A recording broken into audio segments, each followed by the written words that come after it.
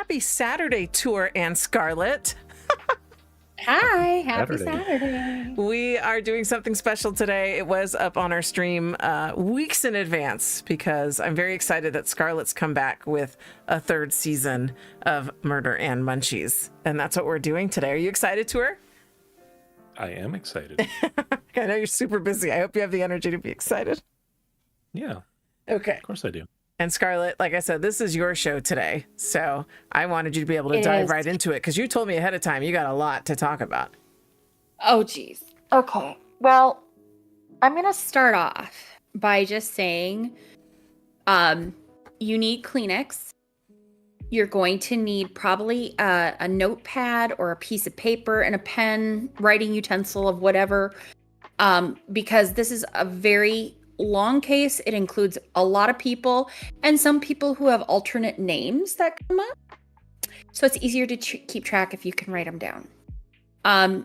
I do have let me grab it here because I do have a chart that I have downloaded. Is it a visual? Okay, so it's a chart. Are you in a Resident World? Is this I am. Okay. I am. And that actually, reminds me, we're in a different place than last time. Do you want to touch on that before you dive into all the stuff? Or is that coming up? I don't want to get you out of order. Oh, no. You're just fine, honey. No, this is my Linden land. We are on Linden property. So we're in a totally different location. Murder and Munchies has moved to this area just because we want it to be open to all and have everybody be able to come and enjoy true crime or just hanging out with weirdos that enjoy true crime and food. So, yeah. It's just meant to be that. And you've done a great job. This is one of the new homes that they came out with, right? This like A-framey kind of build. It's great. It is. I love it. It was actually kind of fun to decorate it. I know it's Linden land, so of course, not that much can go into it, but we made it work. Even with you and I were talking about it. So how many prims do you have available here? Like 380 something? Or is it more? Or less? 468. Oh, okay. 468. But And I only have 62 left. That sounds like me. Except for me, I'd have like 10. And Tour could attest to that. I was totally getting to that, but then I was like, I don't want to be that close because what if somebody needs to res something to unpack it? Because we do have merch here too. Yeah. Yes, that's downstairs. I saw you were putting it together. So you got a nice little lobby going on downstairs. Yeah. We're also rocking our shirts. Cute. Yeah, we're rocking some merch right now. Yeah. Yes. So downstairs we've got 4 different shirts and they're basically in fat packs. So like for men, we have Gianni, Cairo, Jake, and Legacy Male. And then for female, we have Gen X Classic and Curvy. We also have Cupra, Legacy Female, Reborn Waifu, and Lara X. So, I mean, we've got a lot of sizes for everybody. And also we have the candles from last season that my dear friend Cassidy made that I love. And then I've been learning mesh. Oh. And my daughter and my daughter's teaching me, my little Ellie Belly. And so we made a Murder and Munchies tumbler. And is that a sippy cup next to it?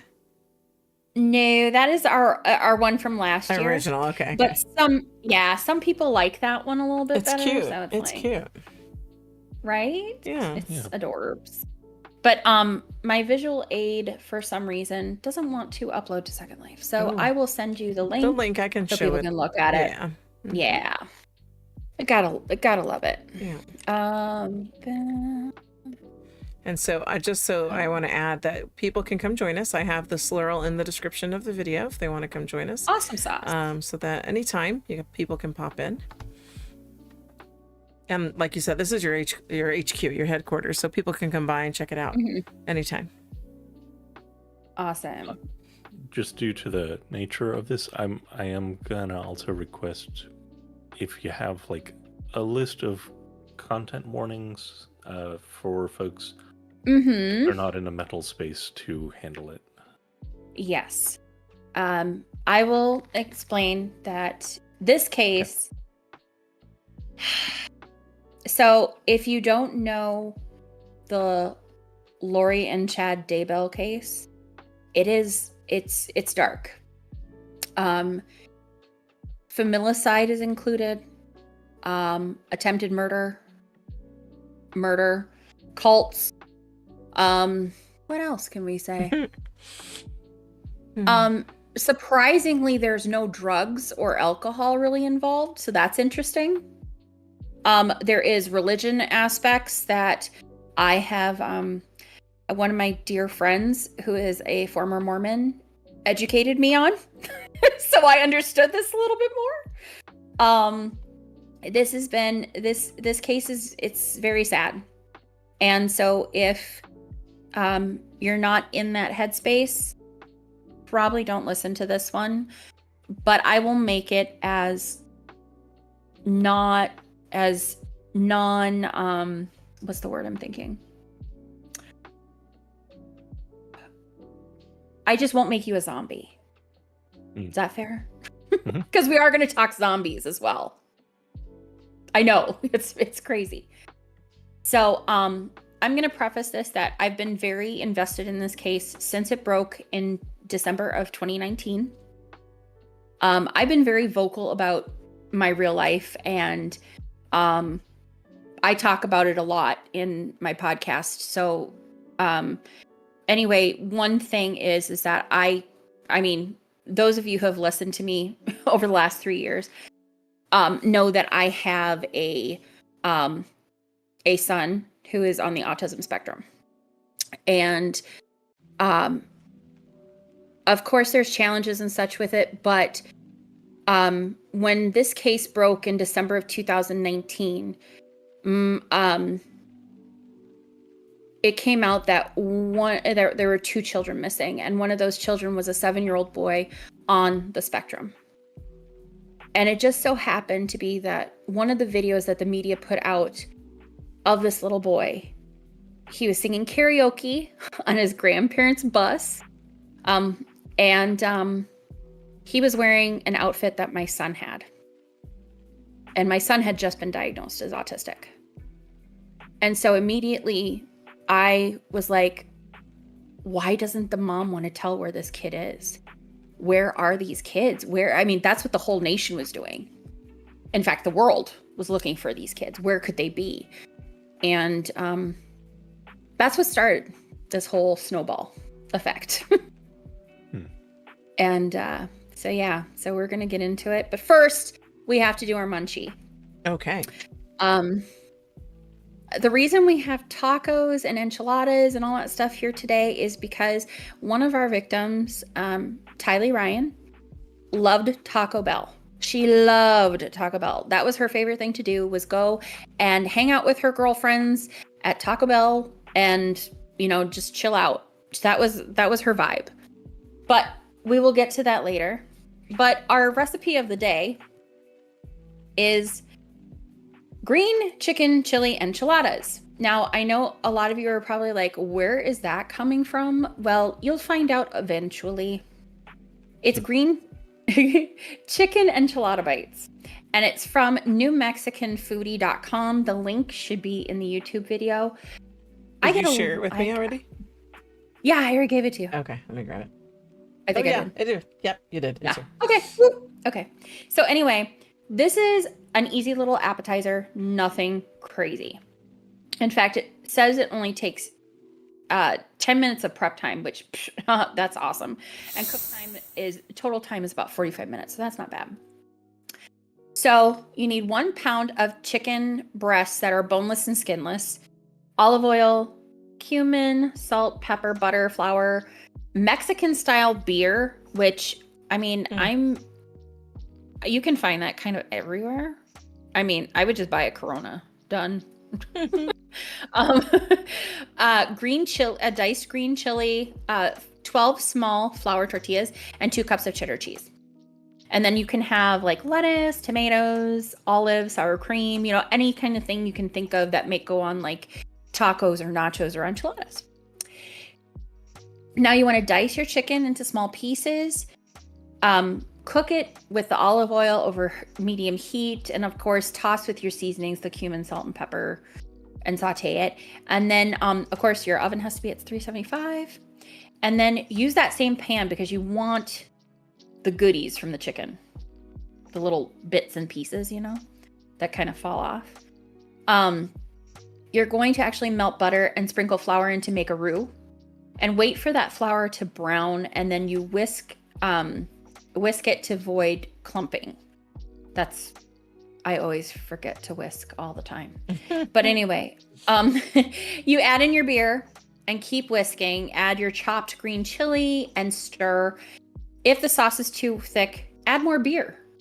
There's always room for more beer. Just saying it. And if, of course, the sauce is too thin, you can mix water and flour and add that to it. And you can also add green chili sauce if you want that. And then in a coffee mug or small rimmed cup, use that to cut your tortillas into small circles so they can fit into mini muffin cups. And so you warm the tortillas in the microwave and then just put them in the mini muffin cups and fill them with your chicken and green chili mixture. Top with cheese and bake for 10 to 15 minutes until they're golden brown. And I can already tell you, my real life just looked over the shoulder and said, we need to make that. I was waiting for you to finish because I'm like, these look delicious. I know, right? What do you think, Tor? Would you have some? Yeah, I would definitely have some. And no clue what, Scarlett? And the thing is, I'm not like a spicy person. I'm from Minnesota. We don't do spice. We don't do spice. Give me the spice. Ketchup can be spicy sometimes in Minnesota. Just saying. What? Tor loves spice. Someday we're gonna do a Minnesota crime episode. And wow, you can turn that on so hard. I know. That is from having grown up here and heard so many Scandinavians. Mm-hmm. And, you know, for years, people thought that we all talked like the people in Fargo, in the movie Fargo. Mm-hmm. And they'll talk to me and say, oh, well, you don't sound anything like that. Well, I can make myself sound like that. You sure can. But as you go south, it's less and less. But then you have people that go, oh, we're going to go up north to the boat. Like that and stuff. We'll do a whole Minnesota episode just for you, Tor, and have all the bland Minnesota salads that aren't really salads and stuff just for you. So sad. All right. Now we're going to get to the dark and dreary. And I'm going to preface this that I try to make jokes because I'm uncomfortable. So if this is the first time you're hearing it and you're like, oh, she's really, really, really like not taking this seriously. Oh, I do. It's just, I get nervous and I giggle and laugh at things because some of them are just so absurd that my brain just doesn't want to function. But we're going to start talking about the first person, Daybell, because we have to talk about their background to make everybody know their story, because it won't make sense if we start in the middle. So, Chad Guy Daybell. I'm sorry. I just looking at him kind of makes me sick. So, was born August 11th of 1968 in Provo, Utah. He grew up in a Mormon family in a close town to Provo in Springville. He was accepted and enrolled at Brigham Young University, which I have been told that kind of everybody out there goes to Brigham Young. Don't know why, but whatever. To each their own. But 1 year into college, he applied to be a missionary. So he spent 2 years and he was sent to New Jersey. Now, when he came back, he resumed his studies, graduated from BYU with a BA in journalism. And while he was in college, he met a woman named Tamara Douglas, going by Tammy. Now, in March of 1990, that's when they got married. And they had 5 children named Garth, Emma, Mark, Leah, and Seth. So 5 kids. Okay. They were married for a really long time. I'm just prefacing that. But anyway, Chad worked for a very long time as a copy editor for Ogden Standard Examiner. And during that time, he supported himself by working as a grave digger and then as the cemetery sexton for Springville. And basically that is, a sexton is basically the officer for the cemetery to do like maintenance with the buildings and the cemetery in general. Also helping with like any services they might need for that. Mm-hmm. So he did that kind of off and on for a long time. Now, of course, Chad, because he was a journalism major, decided it would be great to start writing novels. And I'm going to say this. Some people are just not meant to be writers. Just not meant to be. So his first religion-themed novel is called An Errand for Emma. And yes, he named the character after his daughter. That was published in 1999 by a Springfield-based publisher called Cedar Fort. Eventually, he left the cemetery to focus on writing because he thought that would be more lucrative. But he didn't make much money at it, to be honest. In 2001, he actually published another book called One Foot in the Grave, which is a nonfiction book that talked about his experience working in cemeteries, which, I mean, that's, to be honest, I would find that pretty interesting, but that's because I go dark and macabre sometimes. Yeah. But, you know, it just might be interesting to hear some stories, you know? I agree. It's a very unique profession. Those and even like morticians. Mm-hmm. Yes. I always wonder like what kind of long-term effect that might have on someone's psyche and how they kind of, you know, it seems like it would be very depressing. I agree. My mind goes to coroners as well. Yeah. Absolutely. Yeah. I have a friend that was that worked in the. I used to work with her. She worked in the LA mortuary for like 2 or 3 years, and the stories she could tell. The stories, like almost every day at work, she'd be like, "Oh, I have to tell you this." So it and then I have another friend whose parent also did that too, and and I also have a friend that's in Second Life that is an assistant forensic pathologist, and someday I'm going to have him on this show. Someday. Mm-hmm. But that would be really interesting. Yeah, right? Yeah, totally. And honestly, I would love to get inside this person's head just to see why he did what he did, because we'll get to it. So in 2004, he and Tammy decided to make their own publishing companies called Spring Creek Book Company, which he used to self-publish his beliefs regarding the end times. Yes, we're talking doomsday, apocalyptic, that kind of thing. Mm-hmm. As well as other religion books aimed at Mormons and using the end of times and, basically using using the teachings to talk about what his beliefs are. So, but of course, go ahead. Just to check, because that's a little bit of an escalation. Do we know where those beliefs originated? Like where? Well, that's the thing. He really dove into like Revelations and mixing those with the Mormon teachings. And the thing is, many of them are very skewed. Personally, I will be honest. You know, in the early 2000s where we had a lot of like those,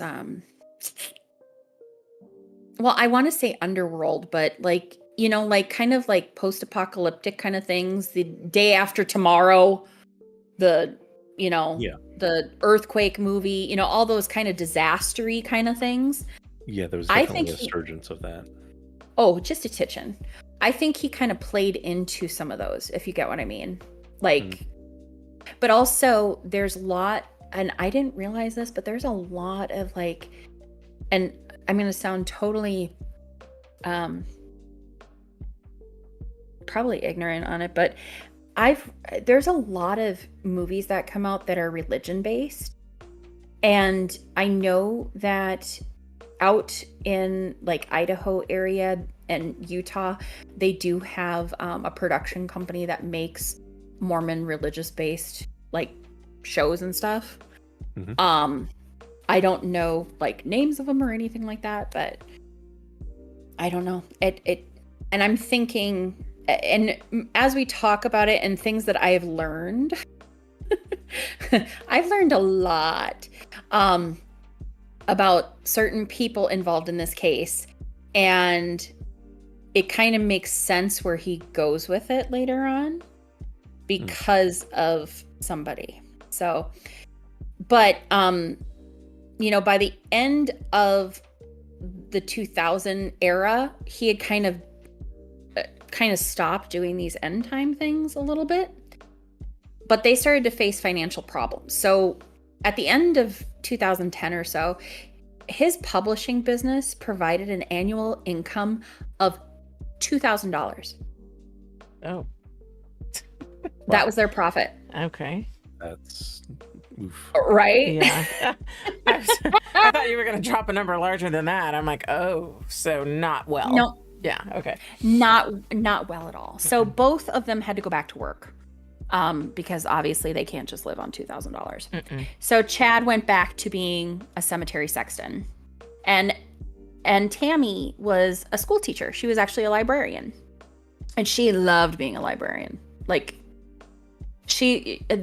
that woman, honestly, I would probably be her best friend because she was all about books. She loved books and ducks. Books and ducks. She was, yeah, just everybody talks about how much she was a sweetheart. So, yeah. But so they both went back to work, and eventually Chad salvaged the company, and he found an audience amongst people that were concerned by the second coming of Jesus. So they're all trying to prepare for that. And that's kind of where he decided to make his focus on. So he became very popular as an author, but also as a speaker in some of the radical Mormon circles. Not like radical like Warren Jeff's FLDS, but the people who were kind of, you know, the doomsday people. Doomsday people. So, and of course, he also published dozens of books by himself and other authors. One of them is called Julie Rowe. She's kind of in this, but not really, because she was very close with them, but then things started to happen and she not anymore. But so Chad went through the apocalyptic situation and dystopian future kind of thing, and featured characters based on his own family. One of his books is a memoir called Living on the Edge of Heaven, which he claimed to have 2 near-death experiences that allowed him to receive supernatural visions from beyond the veil.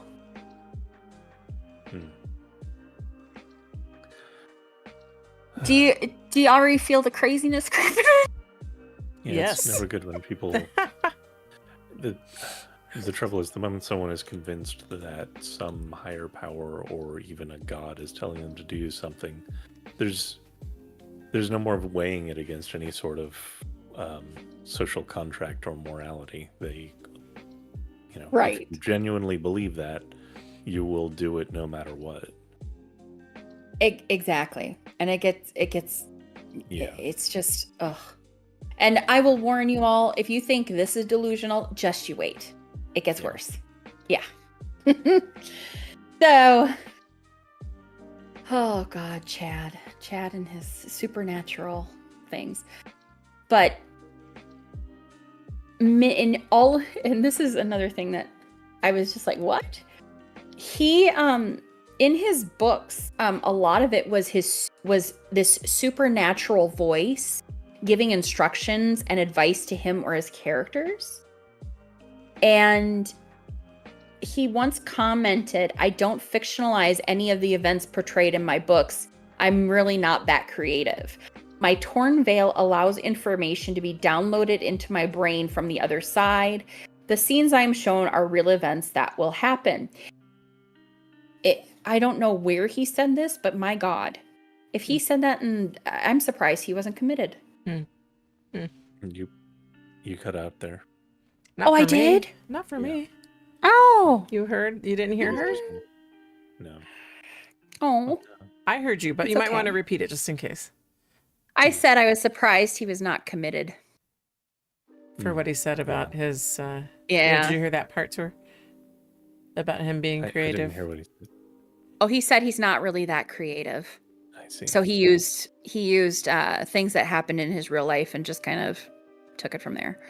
Gotcha. But anyway, now he was also a regular contributor. I can't talk today. Of another voice of warning, which was a Mormon forum where he would discuss his near-death experiences and thoughts on the future. So he's a soothsayer as well as having near-death experiences. Okay. Now, over time, Chad's religious beliefs got even more extreme. So, Tammy's sister, her husband, said that Chad's views had started changing around 2006 to 2007. And he became hyper-focused on preparing for the end of times. In about 2010 or 2011, he started claiming that he was having visions about how the end of the world would occur. And then in 2013, he began prophesizing there would be earthquakes, war, and destruction in the Americas. Okay. This man has predicted the end of times about 20 times. And unfortunately, it's not happening. So the people around him didn't try to get him like any mental health services, or this was just like, okay. That's my thing. I don't know if and I think, I can't speak for anybody because honestly, the only people I can speak for is the ones that I have actually visually seen say stuff, but we can speculate wildly. That's what I do a lot. But I'm thinking that, and later on we'll talk about his family and stuff.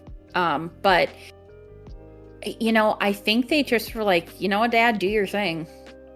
Pretty sure that's what it was. That still hurts my brain though. I know. Do your thing in relation to what he's prophesizing. Yeah, I don't know.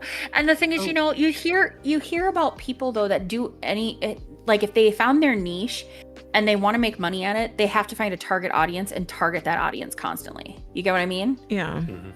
So maybe that's how he portrayed it.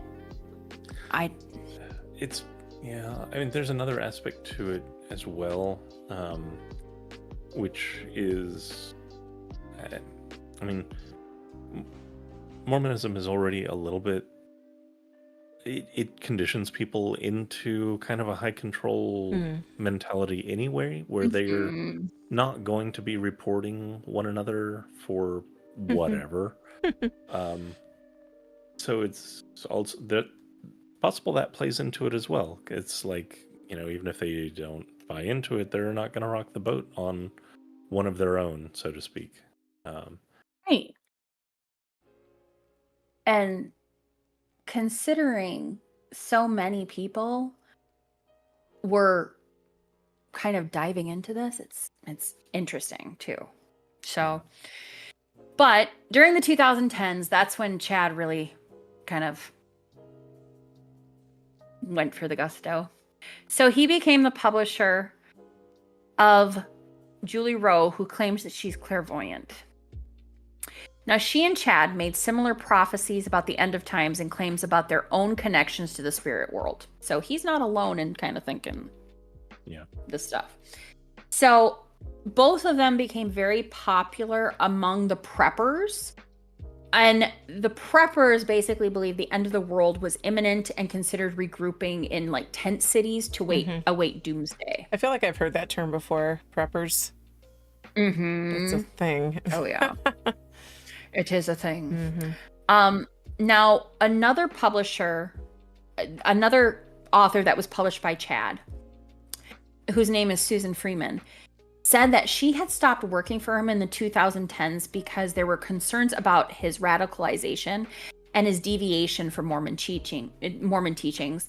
And she was thinking that his beliefs were actually becoming dangerous. Which they get worse, so.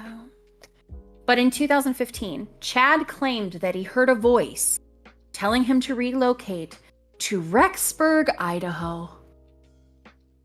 So he and Tammy moved there from Springville that June. And Chad said that he had a vision that Utah would be devastated by an earthquake in 2015. So that's why they moved, because of the earthquake. Little tidbit of information. So Chad has a younger brother named Matt. And Matt and his wife, Heather, who I'm going to tell you right now, I love Heather Daybell. Like, I could hug her forever and ever. Amen. She and her husband had moved to Rexburg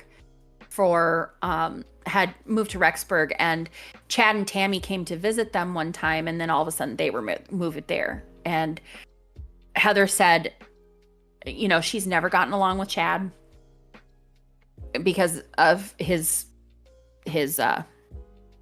belief system that he was going off of, and it wasn't what she was taught as a Mormon growing up, and it was bad situation. She loved Tammy, but Chad was nope. So, but we're gonna pause on Chad because we got to move to another person that I'm gonna say it from the get-go: no good, horrible, very bad. So, Lori Noreen Daybell, who at the time was Lori Noreen Cox, was born June 26th of 1973. This is a bad combination. We have a Cancer and we have a Leo together. Bad combination. Sorry, anybody who's a Leo and Cancer together. It's not good. It's just not good. That is my parents, actually. Whoa. So do you want to elaborate a little bit on why that's not good? Leo is very much I want attention. Of course, yes. Hence Chad trying to become this, well-known author and speaker. Yeah. I want attention. I need to be top of my game kind of thing. And Cancer is usually a very strong but emotional side, and Leo usually doesn't have time for that. Get what I'm saying? Yeah. That just from what I know, but I'll say it. Like, I'm a Virgo. If you can't tell, that's why all the bodies downstairs are alphabetized. Sorry. But I see all these things about how a Virgo is detrimental to a Gemini and a Gemini is detrimental to a Virgo. But how is it that I literally am with a Gemini and we're just peachy? So who knows? Who knows? But those are just blanket things. It might be totally different. Yeah. They could be on the cusp and have different stuff, but yeah. They could also have rising sign stuff. So yes, I'm big into rising signs. So I'm a Taurus with a Scorpio rising, and oh my god, Tour's a Capricorn with also a Scorpio rising. Oh my god. So. Well, that's why you two are perfect. Well, anyway, so Lori was born in Loma Linda, California. Whoa, that's super close. Yeah. To me. Yes. Yeah. Okay. Wow. Okay. I did not know that. But it's okay. They move around all the time. Okay. So anyway, so she grew up in was born in Loma Linda. Her household was also Mormon. Mm-hmm. Her parents were tax protesters who adhered to the sovereign citizen ideology. Okay. And actually had problems with the that IRS for a long time. Do you know that? Because you had a reaction. Do you know a sovereign citizen? Yeah. Oh. Yeah, it's I've never heard of this. Oh. So it's very anti-government. Okay. Well, it's anti-government in a delusional way. It's basically they have latched on to this notion of that you must consent to be governed, and they say, because I don't consent, then laws don't apply to me. Therefore, I can not pay taxes, and I can just ignore laws and whatever. Oh. And it doesn't actually hold up in court. It's complete bullshit. I was going to say, I'm sure jail doesn't ignore them. No. Or fines or whatever. Yeah, okay. But that's the ideology. It's a more insane offshoot of libertarianism, which is already kind of a bit crazy by itself. But okay. Yeah. Yeah, it's there's another case that I covered recently that deals with the sovereign citizen thing, and it I covered it a couple months ago. It was just a recording because that's a tearjerker for sure. Reading about what that person's beliefs were and stuff, it's totally radicalized. It was so crazy. Like, ugh. Sometimes I just want to have, I'll be honest, I watch Dr. John Matthias a lot. And Lauren Matthias. They have their podcast and their YouTube channel is Hidden True Crime. I strongly suggest watching their videos because they do amazing work. But like, he will take somebody and digest them, like literally pick their brain apart. And he's just amazing, In fact, they are one of the people that I really watch for a lot of coverage on stuff and examinations of certain cases and why they could have done that. What is the hypothesis of this and that? And it's nice to listen to somebody who is literally like dissecting their brain and trying to explain what could have happened to cause that kind of thing. Very interesting. Yeah. I'll have to check that out. But anyway, I often wonder, like, what were they thinking? How did this compute? Whatever, action or whatever tragedy. How did this compute for that person? Mm-hmm. So. Definitely look up Hidden True Crime. They deal with a lot of them. I watch them primarily for the Delphi murders. Okay. But yeah, they're very good channel. Strongly recommend.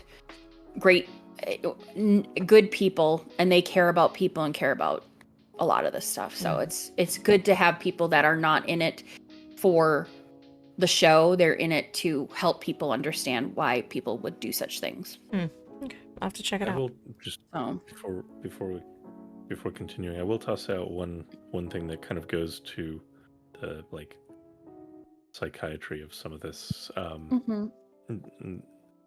At least as far as I've been able to read and understand, is a lot of these variations of people going in deep into whether it be sovereign citizen or some sort of really off the wall sort of view of the world. A lot of it is rooted in just it's fear that manifests in a desire to flatten the world into something that is extremely simple to understand. There is the bad people and the bad things, and there is the good people who, the person always considers themselves that, who are always like under attack from the world because the world is scary and complicated, and they don't want to think about it. They don't want to consider it. They don't want to look into any of the nuance.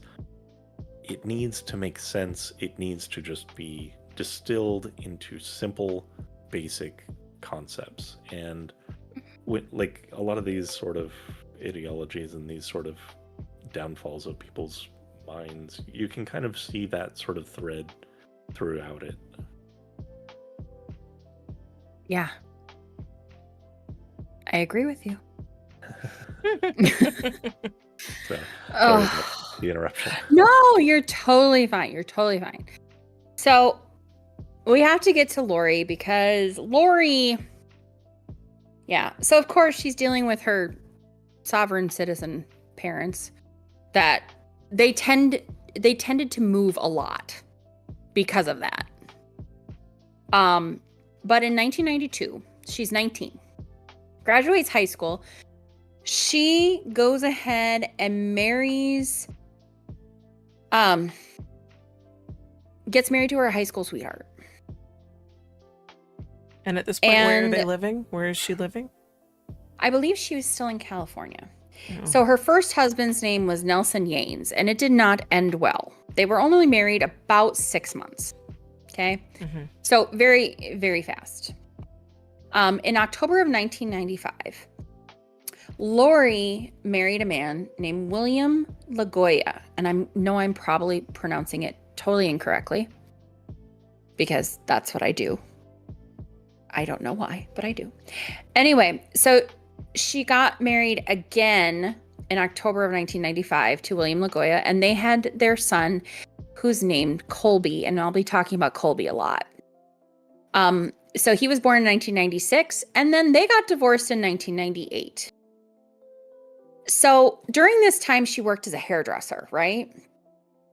And in 2001, she met a man named Joseph Anthony Ryan Jr. And Lori and Joe got married. We're going to call him Joe just to make life easy. So they get married, and they soon have a daughter who they named Tylee, and she was born in 2002. Now, when Lori married Joe, he adopted Colby. So Colby is now called Colby Ryan. And so then Tylee was born. Now, in 2005, they got divorced. And they had a really big custody battle. She accused him of sexually assaulting both of her children. And he lost custody because of those allegations. And Lori's brother, Alex Cox, who we'll talk about a lot, attacked Joe Ryan in 2007, claiming that he had been abusive to Lori and the children. And he actually shot him with a stun gun in the nether regions. Oh. Yeah. Alex actually was a comedian, a real life comedian, like did stand up and everything. And he actually talked about this on stage several times. But anyway, so Alex actually went to jail for 90 days for doing that. Now, eventually, Colby did say that stuff did happen, but he didn't say as to what. Abuse of somewhat, but he didn't detail as to what. Which, that's his own choice. Now, in 2018, before anything really happens, so she gets divorced. I have to talk about this. But anyway, so they get divorced in 2005, right? Get divorced. Right after they get divorced, Lori meets a man named Leland Charles Anthony Fallow, who went by Charles because we all know in the South, people go by their middle names usually.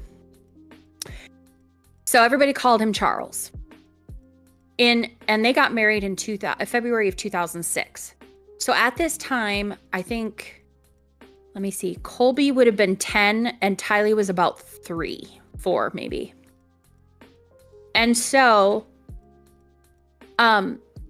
they lived a very happy life. And I'm going to talk about Charles just for a moment. Charles was very financially secure. Very financially secure.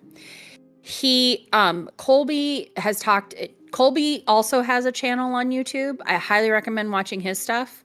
It's very emotional because he didn't watch any of the trials or found out a lot of information until after everything. Anyway, he talked about and the thing is, Charles had 2 sons that were from his first marriage, and they were the same age as Colby. Colby was 9. I think I can't remember their names. I know Zach is one of them. But anyway, he had 2 sons, and so they would come and be with them during the summer, school breaks, things like that. And but like Colby said, we went on cruises.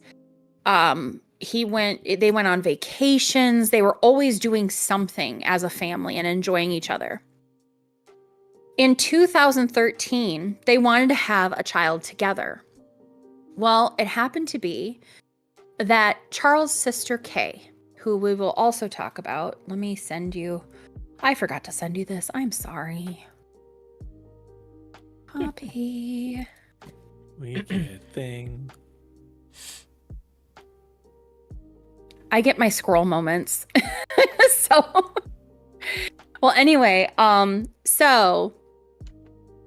2013, they decide they want to adopt. And Kay, who is Charles's sister, which we will need, we're going to need that graphic. We're gonna need that. Oh God, yes, to keep track of who's who and what's what. I'm about to flip over to it right now. Because I'm sorry, it's crazy. It seems like the board behind us would be a good place to post stuff. I mean, I could do that. In fact, hold on. Let me just try and upload that again. I'm sorry. Yeah, this is what you were trying to get in World, right? Yeah, I don't know why it wasn't working. Hmm. Okay, well, let's try it one more time. One more time. Second Life has been weird lately on uploading stuff. I had to do it like a couple of times the last couple of days and had to do bulk for like 2 textures. So what board tour? You mean the curtain behind us? Yeah. Okay, because as you had me camming around looking for a board, I'm like, there's a board in here? Oh, sorry. Yeah, I meant just the curtain. The great curtain thing. I am going to copy. Let me do this. Second Life fun stuff, right? Yep. Oh, is it letting you upload it now? Yeah, it did. Okay. So I'm gonna do that. We're just gonna make this a little bit bigger. So because you're gonna need to see all of it. Yeah. All of it. Yeah, we're just gonna go like that. Crazy. And let it roll. Oh, well, we don't want it colored. Let me change that. There we go. All right, so this kind of shows a little bit of what we're talking about. This is from East Idaho News, another channel I watch on a regular basis. Nate Eaton is amazing journalist. Amazing. Mm-hmm. Okay, so right above Consuela's head, you can see Lori Daybell. Great. I know. And you can see her parents, the IRS Dodgers, way up on top. Well, anyway, we're going to look at Charles Vallow and his sister, Kay Woodcock, because Kay is, I want her and Larry to be my grandparents in real life. Just saying. They are amazing, amazing people. We will get to that, though. But anyway, so it happened to be that Kay, whose son, whose name is Todd, who we kind of got to see for the first time yesterday, and we'll get to that. But Todd and his longtime girlfriend had a baby, and that is JJ. So they adopted Joshua Jackson, or JJ Vallow. Both of his parents were drug addicts. And so they had substance abuse issues. And so they gave up their parental rights. And basically, Kay and her husband, Larry, took JJ in and were caring for him. JJ was born with drugs in his system and actually spent time in the NICU for quite a bit. But anyway, Kay and Larry took care of him for about a year, and then Charles and Lori adopted him. And JJ was eventually diagnosed with autism. Also, as a preemie, he had a lot of delays and things as well. So we found out that he was nonverbal for quite some time, and then just within the last 2 years, started talking more and stuff. Well, anyway, around 2015, Lori became interested in the radical religious beliefs of the Mormon religion. So she started reading Chad's Standing in Holy Places series of books. And over the next several years, she became increasingly invested in that radical near-death experiences things and listening to podcasts by excommunicated Mormons, because they got excommunicated because they're doing this stuff, right? Mm-hmm, mm-hmm. Well, anywho, before we talk about anything, 2018. Okay, so we're going to go to 2018. Well, actually, no, we're not. Because another thing that happened in 2015 is that, or was it 2016? No, it was 2015. They, Charles and Lori and the kids moved to Hawaii because she had a vision. Oh, gosh. Yeah, she had a vision. And Colby talked about their time in Hawaii and how much fun they had. And he said, me and my siblings would be playing on the beach, and mom would be over listening to a podcast and dancing around on the beach and all that stuff. And he said, those are great memories for me. And to find out that she was listening to all this stuff kind of throws you for a loop. Well, in 2018, Joe Ryan, Tylee's father and Colby's adoptive father, was found dead in his apartment. And he died, they believe, from cardiovascular disease. Now, they don't know for sure because he was dead for a week before they found him. And yeah, we'll come back to that because there's a lot of conspiracy theory. Mm-hmm.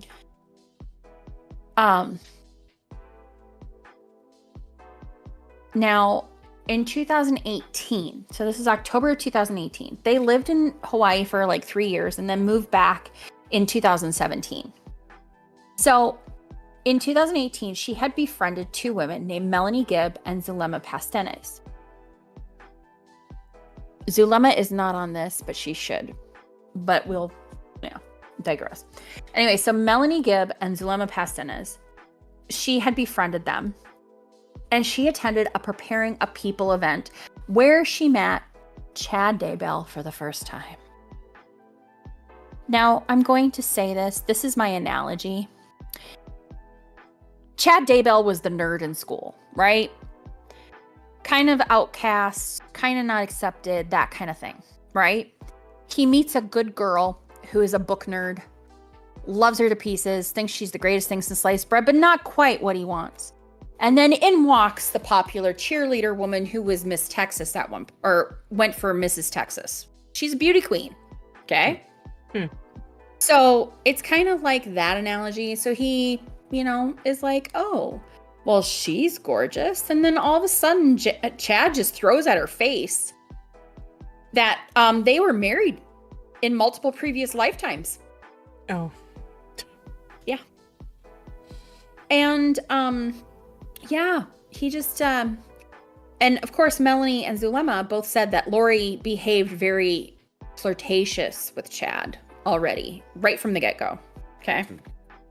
So after their initial meeting, Charles had to go on a business trip. He traveled a lot for his work. And I'm going to say this. Colby confirmed Charles was giving her $4,000 a month as spending money.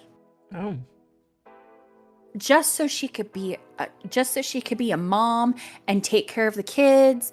And, but it gave her money to go out with her girlfriends for lunch, or to go do this or go do that, or go on vacations, go on to these preparing a people conferences, things like that. He just thought she was doing what she needed to do. So, of course, he goes on a business trip. And so it gave her the opportunity to hold an overnight gathering at their home. So Chad and Melanie Gibb were among the attendees. And Chad was sharing his Mormon-influenced beliefs, but, of course, twisting them a little bit. And so Lori started getting this attachment to Chad and, of course, his teaching. And eventually they started an affair, as it does happen that way. So in December of 2018, Chad and Lori appeared together on the Preparing a People podcast and that episode was called Time to Warrior Up. And of course, they were featured on several other episodes as well. So eventually, a little group or cult started to form around Chad and his teachings. Sorry, I needed a drink. So he and Lori told the followers that they belonged to the Church of the Firstborn, of which Chad was a leader. We do find out later on that Chad had a lot of inspiration and drive to become a leader in the Mormon Church, and basically wasn't getting that. That's why he was pushing his books and stuff, and he wasn't getting that, so he decided to make his own, which usually is cultish. So. Anyway, so the group also included Lori's niece, whose name is also Melanie. So I'm going to call her Mel, and then Melanie will be Melanie Gibb. Okay. They both, unfortunately, are a lot in this story. So, but anyway, so Melanie Boudreau at the time, Melanie Gibb, Alex Cox, and Zulema were all at this gathering. And Melanie Gibb and Lori co-hosted a podcast called Feel the Fire. It's a lot of ramping each other up, kind of, you know what I mean? It's, I don't get it personally. But one of Chad's religious views, of course, we've talked about it already, is that reincarnation is a concept that he likes. The LDS Church does not like that. No. So he claimed to live at least 31 previous lives on different planets, and that Lori had lived 21 separate lives, 5 of which coincided with his own experiences on Earth. And Lori eventually told Melanie Gibb that she and Chad were sealed due to their previous marriages in their past lifetimes. And of course, both of them had their spouses that were very much alive at the time. So Melanie Gibb suggested that Chad and Lori should divorce their spouses. Lori told her that they were not allowed to because of information they were receiving from the other side of the veil. Okay, so we're getting delulu. Really delulu. Delulu. That's a fun word. I think delulu definitely describes what's going on, at least in one way. Just a tiny bit. Mm-hmm. So Chad also claimed to be a reincarnation of James the Less, and that Lori had been James's wife under the name Elena, and that in their other past lives, Lori had been Mary French, who was the great grandmother of Joseph Smith, as well as the prophet Moroni. Moroni. I always mispronounce it. I'm still wondering how the people around them are like, this is fine.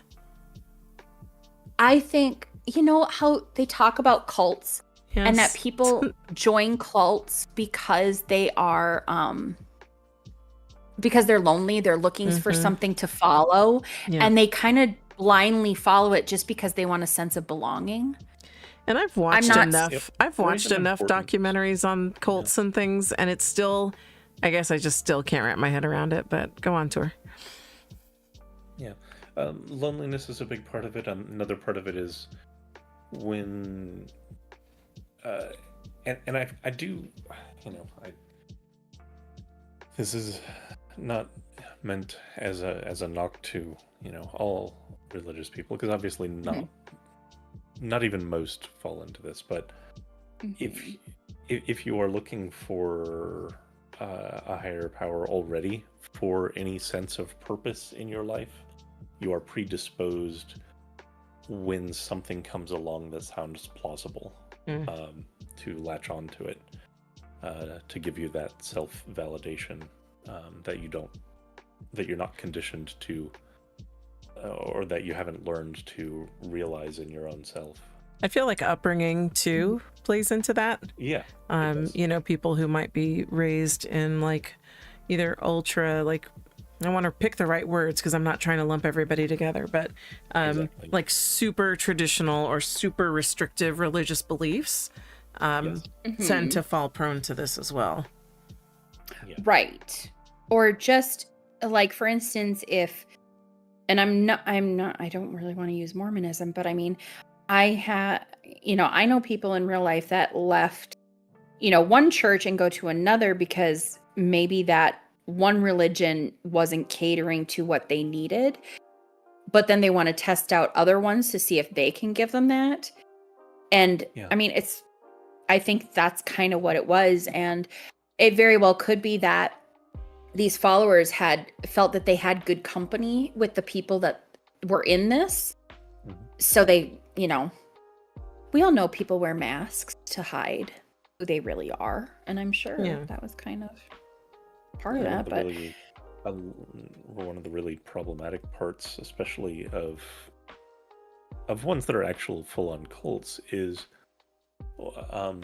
if someone joins just to go, like you said, to satisfy like loneliness, to fulfill like a need for social interaction, what ends up happening is they will not challenge people who say, you know, more outlandish things, because to do so would be to risk those social bonds. So people kind of will perform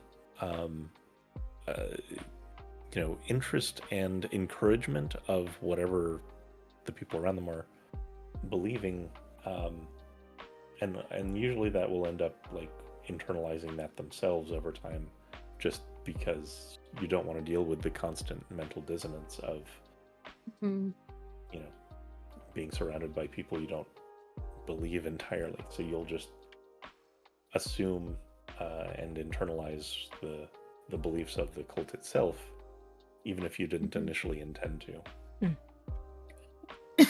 Excuse me. Yeah, it's it gets worse. Yes. I'm just saying it. I'm just not surprised, but you know. Also, we're going to bring up something really quick here before I forget to do that, because it's going to come into play in a moment. So, Lori was very into the Twilight series. Wait, the vampires? Yes. Okay, how does that connect, Scarlett? Oh, we're going to get to it. We're going to get to it because it gets funny.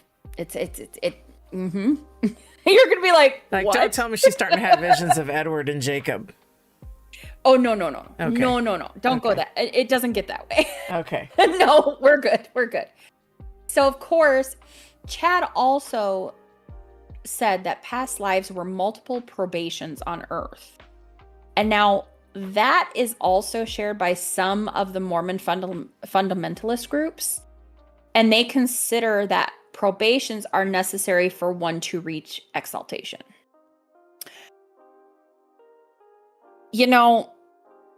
I get it. Just,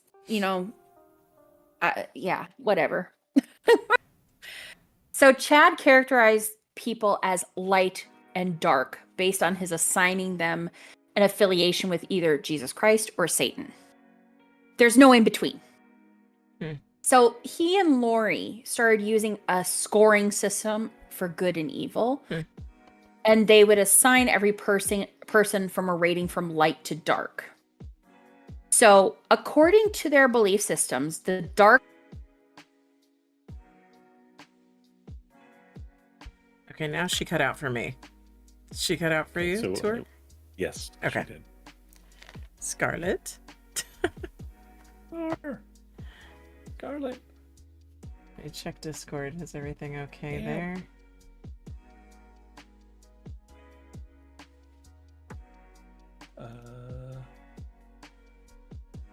So hopefully dark people were possessed by evil spirits, back. also called... Am I? I think you caught up. You just came back. There might have been a spike for you. We were my starting Discord... to hear about the scoring light system. and dark scoring system. There. Okay. Yeah, my Discord decided it wanted to peter out for a second. That happens. So sorry about that. That happens. So anyway, so there's talking about their scoring system. And of course, dark people were possessed by evil spirits, which they would call zombies. Now, this group joined in what they called castings, which were ceremonies that they would try to cast away evil spirits through prayers and scripture readings and such. Now, they claimed that in some cases, possessed people could actually become those zombies, and the only way to banish a zombie was to kill the person. I told you, we're going to get more Delulu. Yeah. I like how you give us like moments of pause to let the Delulu sink in. I do too. Yeah. Yeah. We kind of have to do that because it's if you go over it too fast, it kind of scrambles your brain cells a little bit. So, and yeah, it's yeah. I have to take a breath because it yeah. So 7 women within this, it says group, but I'm cult, including Lori and Zulema, called themselves the 7 Gatherers, and those people would do castings together, sometimes via Zoom or in person. Now, just as an example,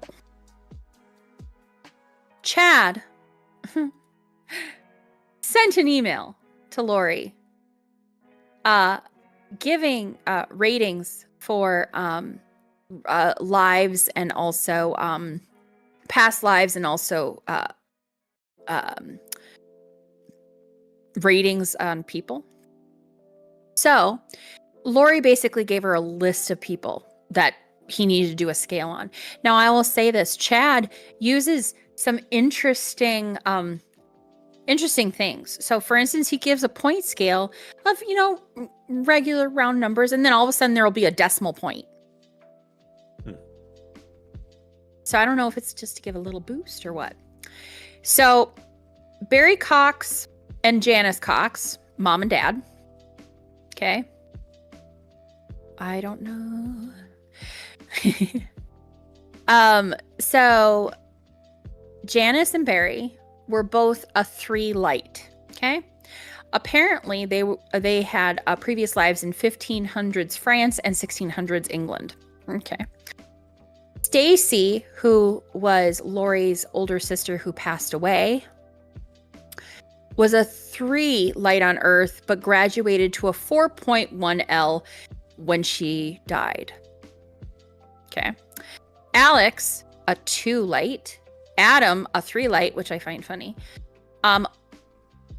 Laura, who was, her nickname was Lottie. She was, or not Lottie, I mean Lolly. She was Lori's older sister that actually passed away in infancy.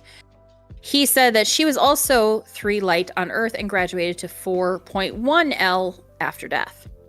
Lori, 4.3 light. And Summer Shiflett, who is Lori's sister, she's on the board. She was a 3 light, and her husband was a 2 light, but a borderline 2 dark. So he was both light and dark, apparently. Now, I want to jump in here real quick. Yeah. This scoring system kind of it fits very nicely to what I was kind of mentioning before about people of a certain mindset really wanting to just simplify the world, and reducing people to numbers is just such a quintessential example of that. It's so and the thing is, what's interesting is how we go forward. So Lori's first husband, Nelson Yanes, he rated him a 2 light. Her second husband, that's Colby's birth father, is rated a 2D for dark. Colby was rated a 3 light. And Kelsey, his wife, so at this time, Colby and Kelsey had just gotten married and she was expecting their first child. Okay. She was rated a 3D because Lori did not like her. Oh, wow. So then he goes on to Lori's third husband, Joseph Ryan, and gave him a 4.3 dark. And it says is now sealed away because he passed away. So no rating after death, which I found interesting. Then Tylee Ryan. I will tell you this. There is a quote from Chad saying she never really liked me about Tylee. Just saying it. Tylee was rated a 4.1 dark. Yeah. Charles Vallow was rated a 3 light, which is crazy, right? That's high on the scale. That's good. And then his first wife was rated a 2 dark. Cole Vallow, his oldest son, a 3 dark. Zach, a 3 light, and Joshua Vallow as 4.2 light. So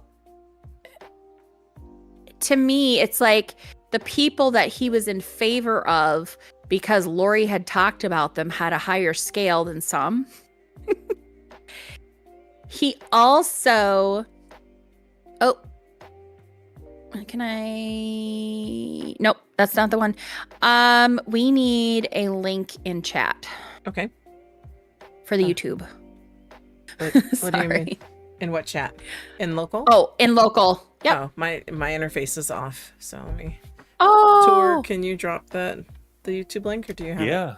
You got it. In local chat. Thank you, dear. Because it made, with the chart behind me and the tags and stuff, it just made a lot of visual noise. So I just removed my interface. So I'm not seeing what chat is saying. Taken care of. Thank you. Thank you very much.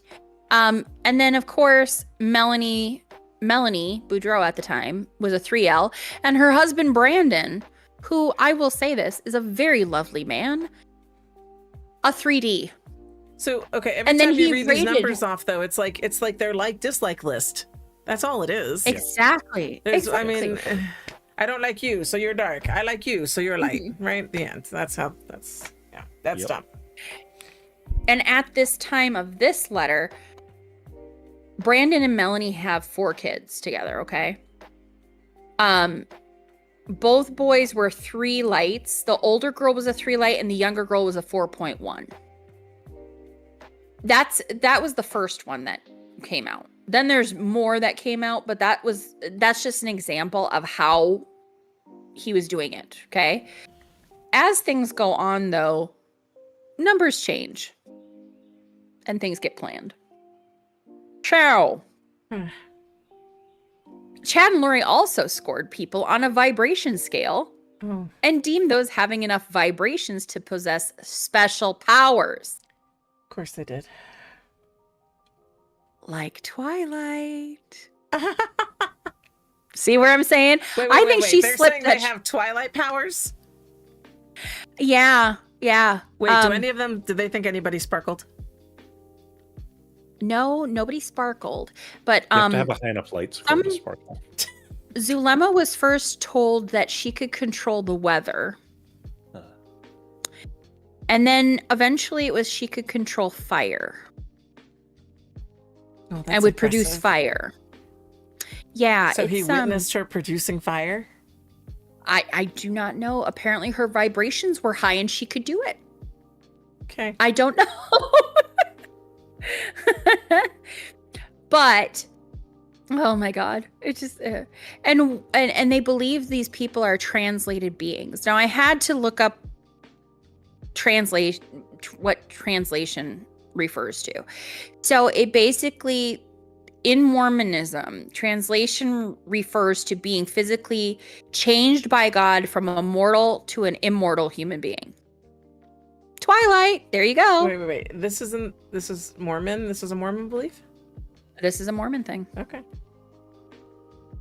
Now, yeah, and so it's I was kind of trying to avoid doing it, but we're going to have to talk about it eventually. So basically they're talking about Latter-day Saints beliefs and translated beings and such. And so they believed that that people in their group that had high vibrations were translated beings. They also believed they could teleport. I still wonder if any of them felt like they witnessed this happen. Like, how do they believe they can teleport? Oh, wait until you hear some of these text messages. I'm over here looking at you going, Scarlett, how do they? I know. Again, it goes to, they start making the claims, and then regardless of, they're not trying to do any sort of scientific rigor on these things. They're asserting a thing, and because they don't want to rock the boat with one another, because their social circles are so tightly bound, they say, yeah, you totally did that thing. Hey, it's raining now. You must have been mad. Yeah, I was upset about something. Hey, yeah, you totally caused the rain. You know? Tour. I want to speak to the scientific rigor comment. I am absolutely secure in my knowledge that I'm confident that they were not producing any kind of scientific rigor to test the teleportation, the fire, the rain, whatever. Yes. But I get you. They're just exactly what you said. I completely understand. Yeah, they're just they're yesing each other, they're amping each other up, and they're feeding into each other's mutual delusions, because to challenge them would require them to admit that maybe they weren't entirely truthful or didn't have their own powers that they were asserting or whatever. You know, if you start challenging your interlocutors or your partner's assertions, then they might challenge yours, and you don't want to go down that road once you've dug in that deep. And all of this, my mind keeps going back to mental health. This all just, to me, comes back to mental health. Yeah. Right? Right? Oh. And they also believed in the dark and light portals. So, there's that too. Chad also claimed that he could create such supernatural portals, which he used to interact spiritually and sexually with Lori and receive revelations and travel to other realms. There's some of these text messages between Lori and Chad during this time. He's like, "Oh, I teleported into you while you were in the shower. Did you remember that?" Oh. Things like that. Yeah. It's kind of creepy sounding. I can't. Some of these when I read, oh God, some of them. Poof. Anyway, there is also Yeah, we'll get to it in a bit. Anyway, Chad also predicted that the world would come to an end on July 22nd of 2020. It didn't really happen. We thought it was going to happen, but it didn't happen. They did. Well, I mean, it was pandemic time, COVID, so it kind of felt like the world was ending, you know? Mm. But he told his followers that he was guided by angels and could see hidden truths, while Lori claimed to have direct communications with God and Jesus. Mm-hmm. Yeah, it's yeah. Lori also came to believe that she was an exalted goddess with visionary powers. Somebody take these people to therapy. Well, I mean, I know. What?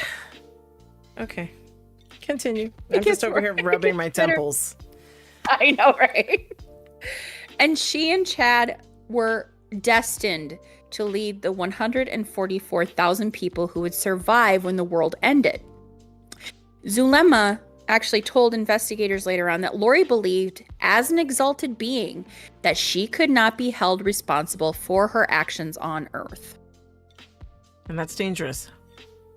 Very dangerous. Mm-hmm. Now, a director, this Lindsay Park, who happens to be a director for the Sunstone Education Foundation, commented that the beliefs could be categorized as Mormon fundamentalism,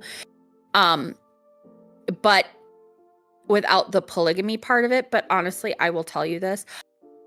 I believe that Chad eventually wanted to have a polygamy kind of thing going on. I don't doubt it. Based on because what I've heard and understood. There's a lot, out of their group of people, there was some that were single or newly divorced or whatever. And I think he was kind of, and that's pure speculation. I kind of think that he was kind of like, maybe that's a possibility eventually. But anyway, Anyway, I don't think you're wrong. I feel like a lot of cults go that way, right? Well, I'm the leader, and then you all everybody are my wants wives, and then I decide who's going to bear my children. Another journalist, named Leah Stodley, I know I'm mispronouncing it. She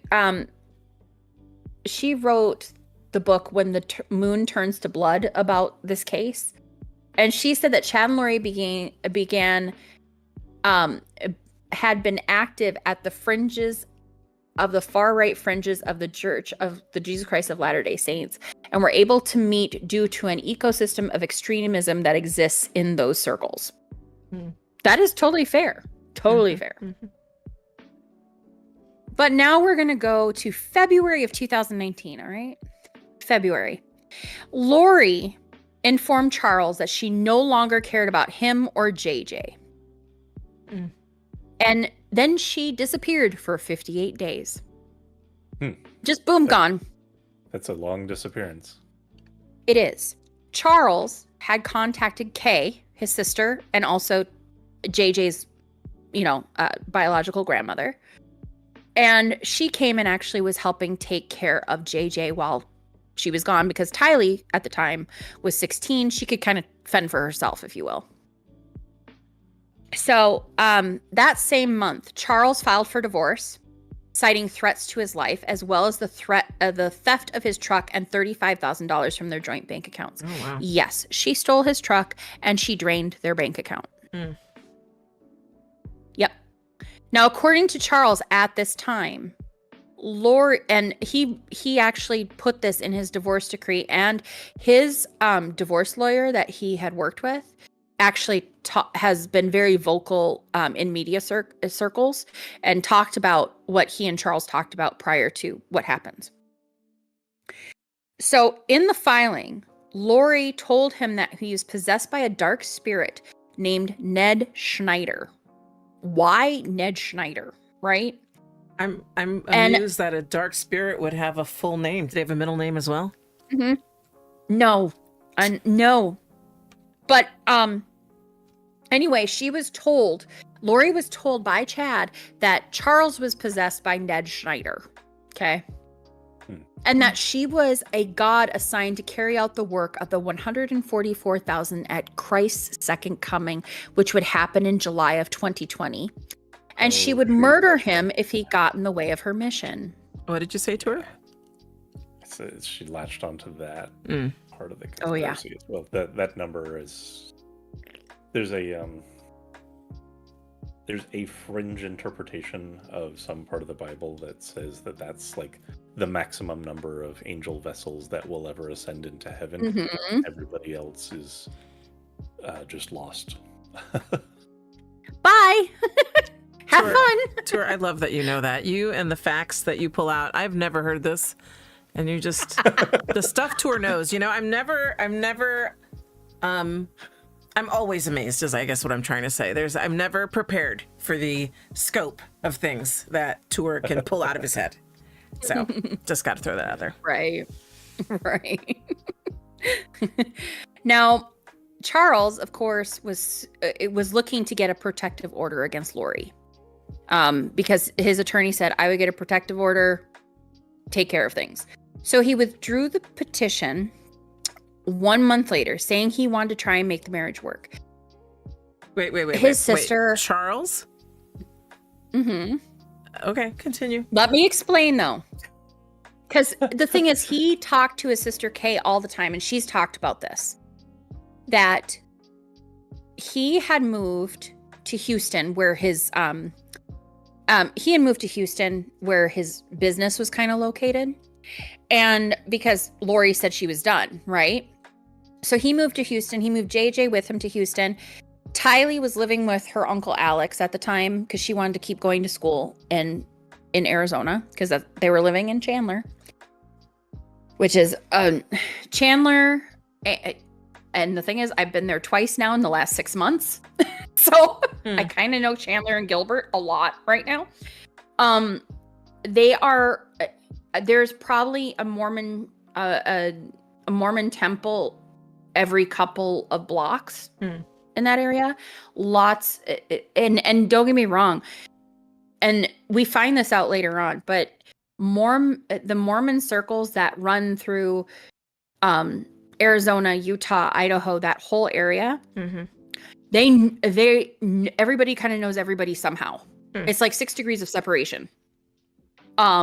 We found out later on that Tammy, Chad's wife, her cousin, I believe it is, was a teacher and taught JJ at his school. Oh. Like, what? And then another family member, her kids were friends with Tylee. Like, it's very, very, it's interesting because, like, I don't know. Anyway, so he withdrew the petition 1 month later, saying he wanted to try and make it work. Now, Kay was kind of like, what are you thinking, Charles? She went off her rocker. She abandoned you and her kids. What, And Charles was like, I want to make it work. I really love her. So he was going to make it work. And anyway, he still was a little worried about Lori and her actions. So he changed his life insurance policy, which was worth $1 million. He changed the beneficiary to his sister Kay rather than have Lori have it, because if something happened to him, he didn't want Lori to get the money, especially at this point. I was getting a little nervous when you were starting to bring up life insurance. I'm like, oh, here we go. Isn't it always life insurance? Yep. Isn't it always life insurance? Mm-hmm. Okay. It certainly comes up a lot. It does. So, Arizona police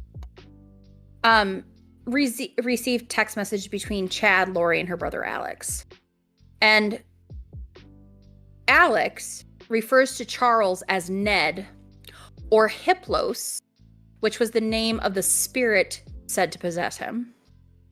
Lori told members of her group that her husband had become a zombie, and several followers repeatedly joined to pray for Charles' demise. They were going to try and kill him with magic. See, I told you it's so Twilight-ish. It's weird. Kill him with magic. Okay. Mm-hmm. So Charles, and this is like, Lori comes back after several days, okay? And they move, and he, is trying to make this marriage work. So he rents a house in Chandler, or was it in Gilbert? I get confused because one thing happened in Chandler, thing happened in Gilbert, another thing happened in Mesa. It's very confusing. But anyway, Chandler. She was in Chandler. I was right. Chandler and Gilbert are right next to each other, so that's why I get them confused.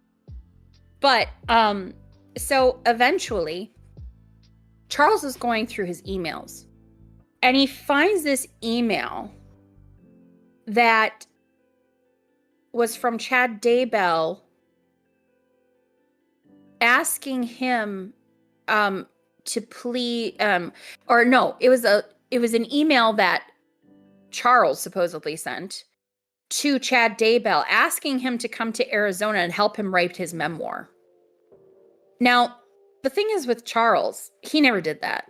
It was Lori. She was trying to come up with an excuse for Chad to come down, and so it didn't look odd to Tammy, I'm assuming. We don't really know the reason for that. But anyway, he sees this, and he sees odd emails from one of Lori's email accounts, which she had a few, to Chad about coming to Arizona and things like that. So eventually, Charles figures out she's having an affair. And he knows about Chad already. Okay? Like, he knew that she had gone to these Preparing of People. She's done podcasts with him. He's known this. Well, anyway, so Charles confronted Lori about it. And on July, I think it was June 30th, he sent an email to Tammy Daybell to inform her that their spouses were cheating with each other. Now, it says that the email was opened on Tammy's email, but it was deleted and his email address was blocked. We don't really know who really had it. So anyway, on July 1st, Charles tells Lori that he planned to meet Tammy in person. And at that point, Chad and Lori were now communicating using burner phones. Wonder why? Of course they were. Yeah. So on July 10th, and we didn't find this out until later on. So July 10th, Charles flies into town, okay? Charles flies into town. He and Lori's brother, Adam, he's a good one. Adam is good. Charles had talked to Adam, and they were planning an intervention with Lori because Charles wanted to get their relationship back on track. He just wanted to have his family. He just wanted to have the person he had been with for almost 14 years. You know what I mean? This is not her anymore. Something happened. And so he and Adam were planning an intervention. But Charles flew in that day. He got a hotel room. He kind of admitted that he just wanted Lori to get better for her kids. That's really what it was. And he got to his hotel room, and he had started going on dating sites to try and meet other people. Charles actually converted to Mormonism for Lori, by the way. I forgot to say that earlier. He did it for her. And anyway, he meets a woman. Her name is Nancy Jo Hancock. And I'm telling you, she's a spitfire. I like her. She's awesome. Mm-hmm. They went out to dinner, and they had talked a couple of times prior to meeting in person. And she said, we went out, had a nice dinner. I gave him a kiss on the cheek and figured he would text me the next day, and he didn't. And the reason why is because on the morning of July 11th of 2019, Charles was going to the house in Chandler to pick up JJ so he could take him to breakfast and take him to school. Fair? Mm-hmm. He was doing that because he was in town, wanted to see his little boy, and everybody said as soon as Charles saw JJ's face, he would light up. And JJ loved his daddy. Well, anyway, For some reason, Lori, before this happened, Lori texted Alex, her brother, and said, hey, can you come stay at the house with me? Charles is supposed to come over in the morning and I just don't feel safe. Okay. Now, so Alex was there at the house and basically Charles comes into the house and gets JJ and puts him, actually what happened, I'm sorry, I get myself confused. So Charles comes into the house. Tylee takes JJ out to the car and sits with JJ because Charles and Lori are having a little bit of a scuffle. Charles puts his phone down and Lori grabs it and is running around the house with it, and he's going after her. So they started arguing, and Tylee came back in the house and grabbed a baseball bat. Oh. This is just what was told. Oh. Grabbed a baseball bat from her room that I don't know why Tylee had a baseball bat. Who knows? To be fair, I have a baseball bat and I have no reason other than to beat the shit out of somebody if I need to. Well, and that's fair. But she's a 16-year-old girl. Why would she need one? Oh. It doesn't make sense. Well, anywho. So Lori, so Tylee said that she heard Charles, Lori, and Alex arguing, and that Charles had taken that bat away from her, and that she then ran away from the house with JJ before anything else happened. Charles Vallow was shot twice. Oh. Supposedly, he hit Alex in the back of the head with a bat. Okay. Jeez. Now, let me just say this because it came up in trial, and it's come up several times. So one little thing I didn't mention is that Charles was a minor league baseball player in his youth. The man worked out every day. He was in good physical condition. Really, I mean, for 62 years old, good physical condition. That's how old he was? 62? Yep. Wow. And he looked damn good for being 62. Really good for 62. And, yeah. So if he would have hit somebody with a baseball bat, considering he was a batter and a pitcher, he would have knocked their head clean off. Mm-hmm. Instead of this little dinky thing that Alex had at the back of his head, it was a tiny little cut that he was holding toilet paper on when they got there. So, but what happened is really what's interesting. So Alex claimed it was self-defense, that he retrieved his gun after Charles hit him in the head with the bat. Now, Lori did not call 911. Lori took the kids, so JJ and Tylee, and they stopped at Burger King and then at Walgreens to buy flip-flops because they ran out of the house with no shoes on. Yeah. Why is it that Lori walked into Walgreens with sandals on and said that she left her shoes? There's video of her wearing flip-flops walking into the store. Anyway, so they go to Walgreens. We know it was to try and say there was an alibi. We know it was an alibi thing. But anyway, Alex called 911 45 minutes after Charles was killed. Wow. Yeah. Lori and Tylee dropped JJ off at school. But of course, Alex claimed self-defense. So immediately, no charges were pressed. A police detective later testified that Lori's behavior had been very nonchalant. There's video of her, body cam footage of her laughing in the street. If someone you really loved and cared for was dead and died by such a weird thing, wouldn't you be a little devastated? Doesn't seem right? It just doesn't make sense. And later on, Zulema, who eventually married Alex Cox, by the way. I know. Weird things start to happen soon. Zulema said that later on that Alex had told her he didn't feel bad because he had killed a zombie. And of course, 2 days before the shooting, Lori sent her brother a text message which told him to, quote, be like Nephi. And the story of Nephi is that, there's like a third Nephi, a second and a third Nephi, but the basic story of Nephi is that Nephi went to a city to gather items for God or something, and he went back he had to go back to the city, and when he arrived, there was a king there that was very evil, and that God ordered him to kill him, like a mercy killing kind of thing. Not a mercy killing, but like righteous, if you will. Mm-hmm.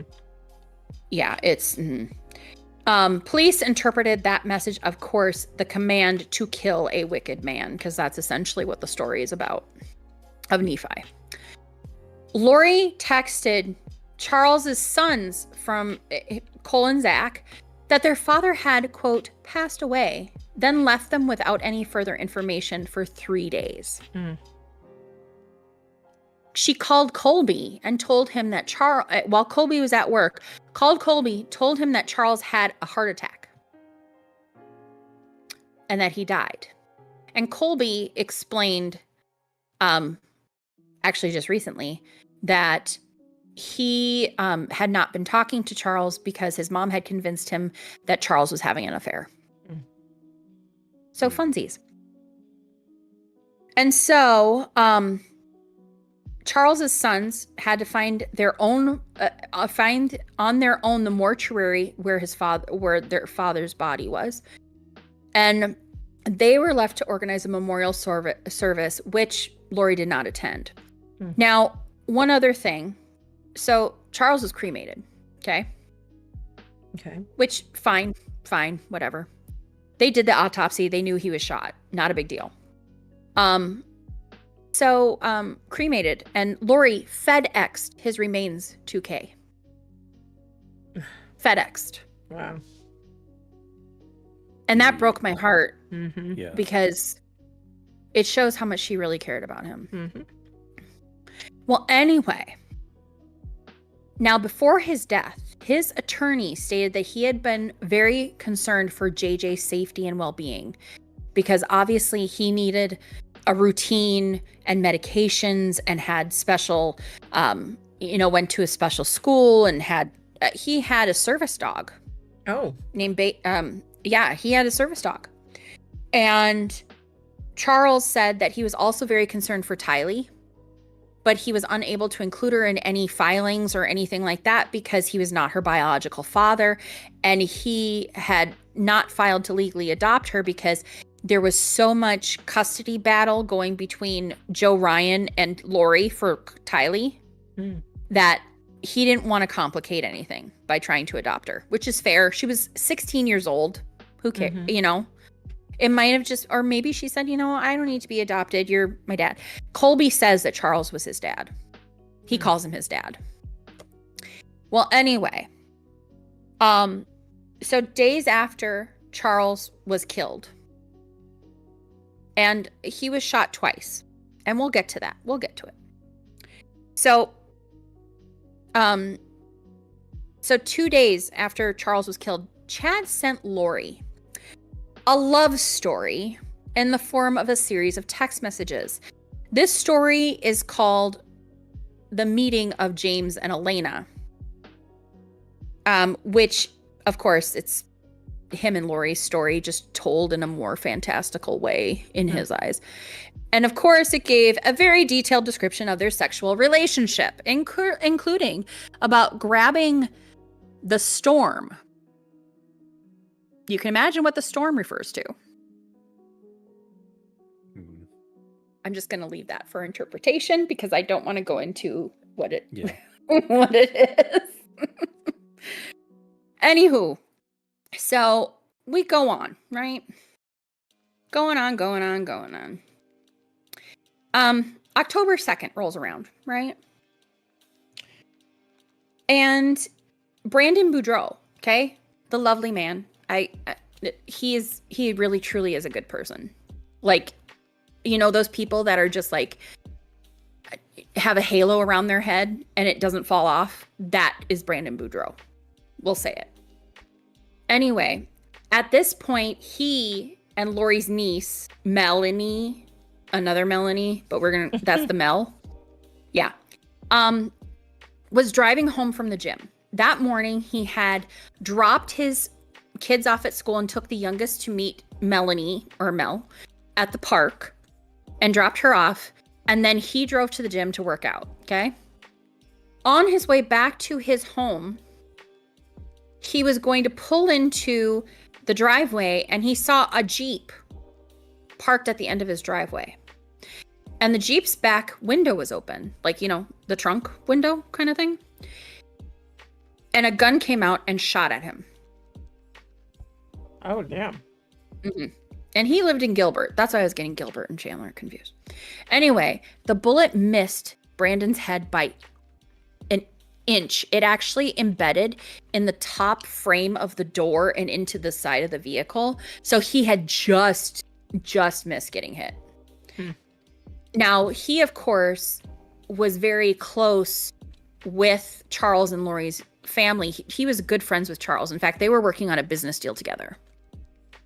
And he recognized the Jeep that was there as one that Tylee drove because Charles had bought the car for Tylee. The Jeep drove away, but the funny thing is that Brandon was helping out Charles when Charles bought the vehicle. So he had the license plate because he was helping him do insurance. Wow. Yeah, so he already had it. And of course, that license plate was registered to Charles Vallow, who was dead. Oh, well, that's... Yeah. Yeah. So during this, of course, Mel, his ex-wife now, had become very involved in the religious activities during 2018 and had insisted that she and her husband buy stockpiles of food for the end of the world. Also, Colby said his mom started doing that at the same time. And he said it got extreme. And during the summer of 2019, she actually demanded a divorce, which was not yet finalized when Brandon was shot at. He said that he had been blindsided by the divorce request, which he blamed on Melanie's involvement with her aunt's cult. And he actually called it a cult. So that's one reason I love him. So now, after this happens, Brandon, who obviously suspected Lori and Alex because of Charles dying, right? Hired a private investigator. And this guy tracked down everything.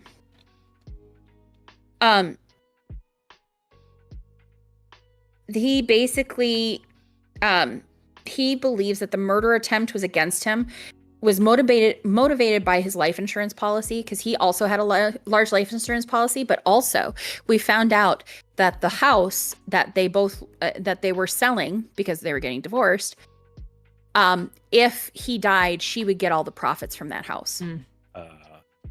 So that's another thing. So in February of 2020, Brandon filed a court document claiming that the attempt on his life was motivated by insurance money, that the gunman was probably Alex Cox. There. But we'll get back to that. But also, they tracked Alex Cox's cell phone data. This is where it gets good. He had searched the internet for direction to Brandon's address and had been present near Brandon's home during the hours before the shooting. In fact, it was a burner phone because you know what happened? Alex left his cell phone with Lori up in Rexburg, and she called herself on the phone for 24 minutes while he was in Arizona to make it look like he was at home. So this burner phone that he had bought at a Walmart, where there's video footage of buying it. It just makes you cry. Wow. It just Anyway, so he buys this cell phone, and so he does searches for Brandon's address, which the only person that had his rental home address was Melanie, was his ex-wife, because of custody stuff with their kids. Well, anyway. Just a titchin. So he also searched how to load ammunition, ballistic trajectory calculators, And after the shooting, he looked for man shot in Gilbert. On the day of the shooting, Alex and Lori had communicated several times, and later on, Lori also made internet searches about a shooting in Gilbert, Arizona. Isn't that a little suspicious? Just a tiny bit, little bit. Yeah. So now we're getting to Tammy. And in February of 2019, so we're kind of backtracking and going back and forth, and we're going to get to another part in a minute. I want to jump in and just say, I want to give go ahead. Shout out to private investigators who often do a lot better police work than police do. Oh, right. Oh my God. Some of them find because it's actually their job to uncover truth and facts and not just to put people in jail. Like that's their exactly. No, they private investigators are amazing. It's just so good. So Tammy.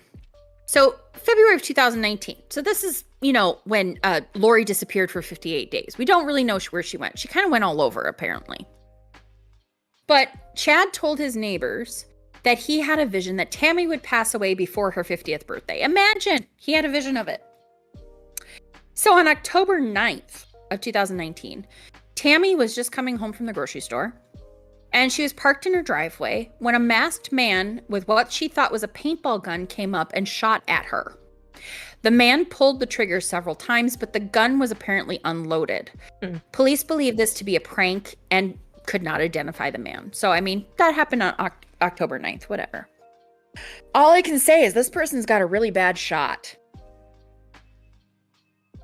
So, 10 days later, Tammy was found dead in her home from quote-unquote natural causes. She happened to have a pink foam coming out of her mouth. Just saying. That's natural? Okay. Mm-hmm. So Chad claimed that she had gone to sleep the previous night because she had a terrible cough and she had died in her sleep. He said that Tammy had been experiencing low blood pressure, seizures, negative reactions with homeopathic medicines because she didn't like doctors. Though nothing in her medical records supported any of it. Okay. Was she poisoned? Was he poisoning her? We're going to talk about it in a second. All right.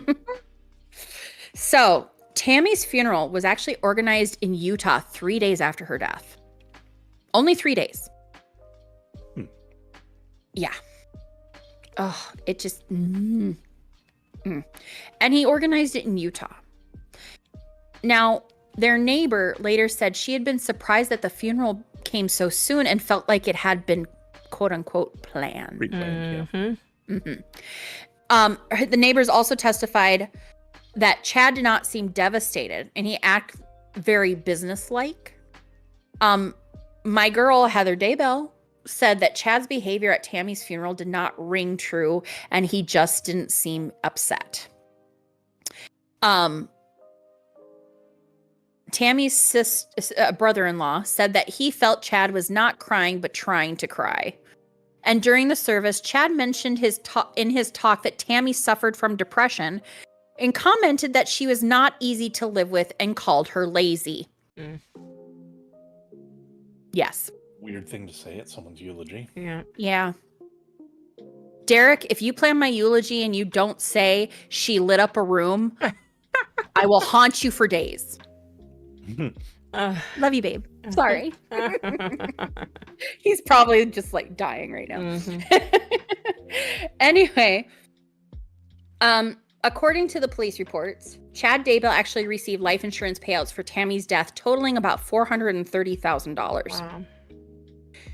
Tammy's body was not autopsied. Not in 3 days. No. Now, Chad actually refused. And the coroner, Shocker. and let me explain this. I had to learn this from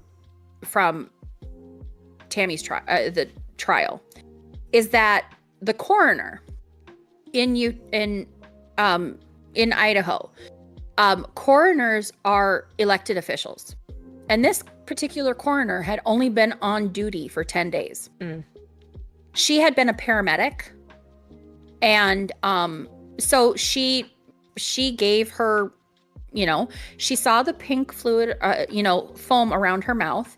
And usually that equates to blood in the lungs, which can happen from like a pulmonary embolism kind of thing, stuff like that, right?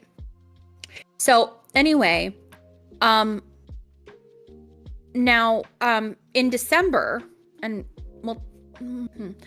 December, Tammy's body was exhumed and autopsied.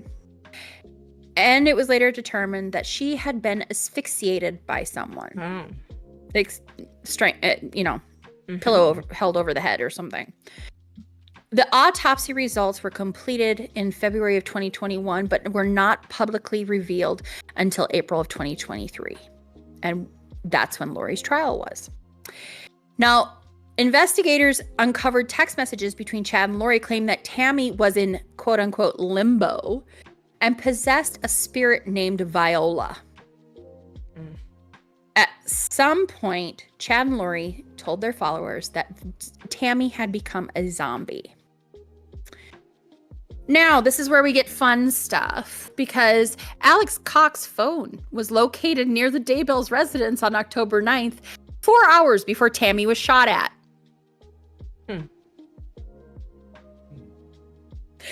I'm going to tell you this. Alex Cox is a lot of problems for these, a lot of problems. We'll just say it. So it pinged again in the same area 10 days later on the night that Tammy died. So police found at Alex's home during a raid an AR-15 that resembled the description that Tammy made about the paintball gun. Alex had also made several internet searches about the use of an AR-15 and how a Grendel round would impact a Dodge Dakota, which was the car the Daybells owned. Okay, I'm sorry. Like, why Google this? Like, it's gun not complicated, gun simple. Put bullet in, aim down, range, turn safety off, pull trigger. Like, what is this? Like, these are the worst criminals. Yeah. It's and the thing is like gun. How to gun. Right. Oh my goodness. So no. I mean, even to get a weapon, you should. Okay, you don't always have to, but you should go through at least some basic training with it. Like, Tour, people don't get training on guns. It kills me. No, I don't want them to succeed, but I want a better caliber of criminal. I get. What is this? Right. It's weird. It's weird. I'm glad they were so terrible, so all this bullshit could be traced. And they dig in their own grave, which is good. Like I said, Alex kind of made quite a few missteps. Quite a few. Yeah. Good. It gets better though. Prosecutors later said that the paintball gun spotted by Tammy was a real gun, and that the gun may have jammed or misfired, and of course that the shooter was Alex. Of course, let's just be honest. Yep. Now, Zulema comes into play again, testified that she had been with Lori and her niece, Mel, to do a casting on the night Tammy was attacked in her driveway. Now, at some point during that night, Lori talked with someone on the phone and became very angry, calling the person an idiot, moron, and stupid. After hanging up, she commented, "Idiot can't do anything by himself." Guessing that, So, okay. So the day after Tammy's funeral, Chad introduces Lori to his kids. Wow. Day after, says, "I met a woman. She's amazing. Here she is." Wow. A week after Tammy died, Chad told his neighbors that he had found the woman that he would marry now. And I'm going to say this, I found this out too, is that in Mormon culture, being divorced is not good. Or being and I don't exactly know the whole thing about like if your spouse dies or something, but divorce, not good. So they marry up fast, and we will talk about marrying up fast in a moment. But so days later, Chad brought Lori to meet his neighbors, and Alice described the situation as very awkward because like they were good friends with Tammy, and Chad and Lori were laughing and giggling and very affectionate, more than the way Chad and Tammy ever were. Now I get it. What tour? Right. It's. What did you say? I missed that. What did you say? I missed that. Oh, I said this has only been a week too. Oh, yeah. Right. Yeah. Yeah. So, Chad also mentioned that Lori had recently had a daughter who passed away. That's kind of weird to mention in a first meeting. Chad told Tammy's sister that Tammy's spirit had appeared to him at the cemetery and advised him to move on. So he did a day later. Oh, God. Okay. He also told Samantha, that's her sister, who she's a wonderful person too, that he and Lori had bonded over the recently dead spouses and that Lori had no children, so they would be simply empty nesters. What about Colby and Tylee and JJ, right? Well, anyway, so Chad and Lori decide that they're going to go to Hawaii on November 5th of 2019. And they got married on a beach. Dancing on the beach, happy as can be, smiling, showing off their outfits and looking all pretty and stuff, right? All happy. And that was only 2 weeks after Tammy died. I've seen those pictures. And it makes you sick. Yep. Makes you sick. Apart from his children, Chad didn't inform any family beforehand. So his mom didn't even discover that he and Lori were already married until she met Lori. Now, investigators later found out that Lori had ordered a pair of wedding rings in August of 2019. Now, why would she need those? What? A month after her husband died? Oh, it gets better. And that was, of course, a few months before Tammy died, and that she had searched for wedding dresses on the day of Tammy's funeral. Wow.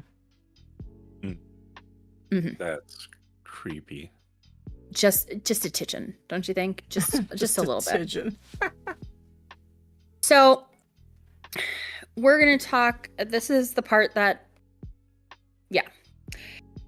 So on November 26th, okay, Kay, my dear Kay, I love her.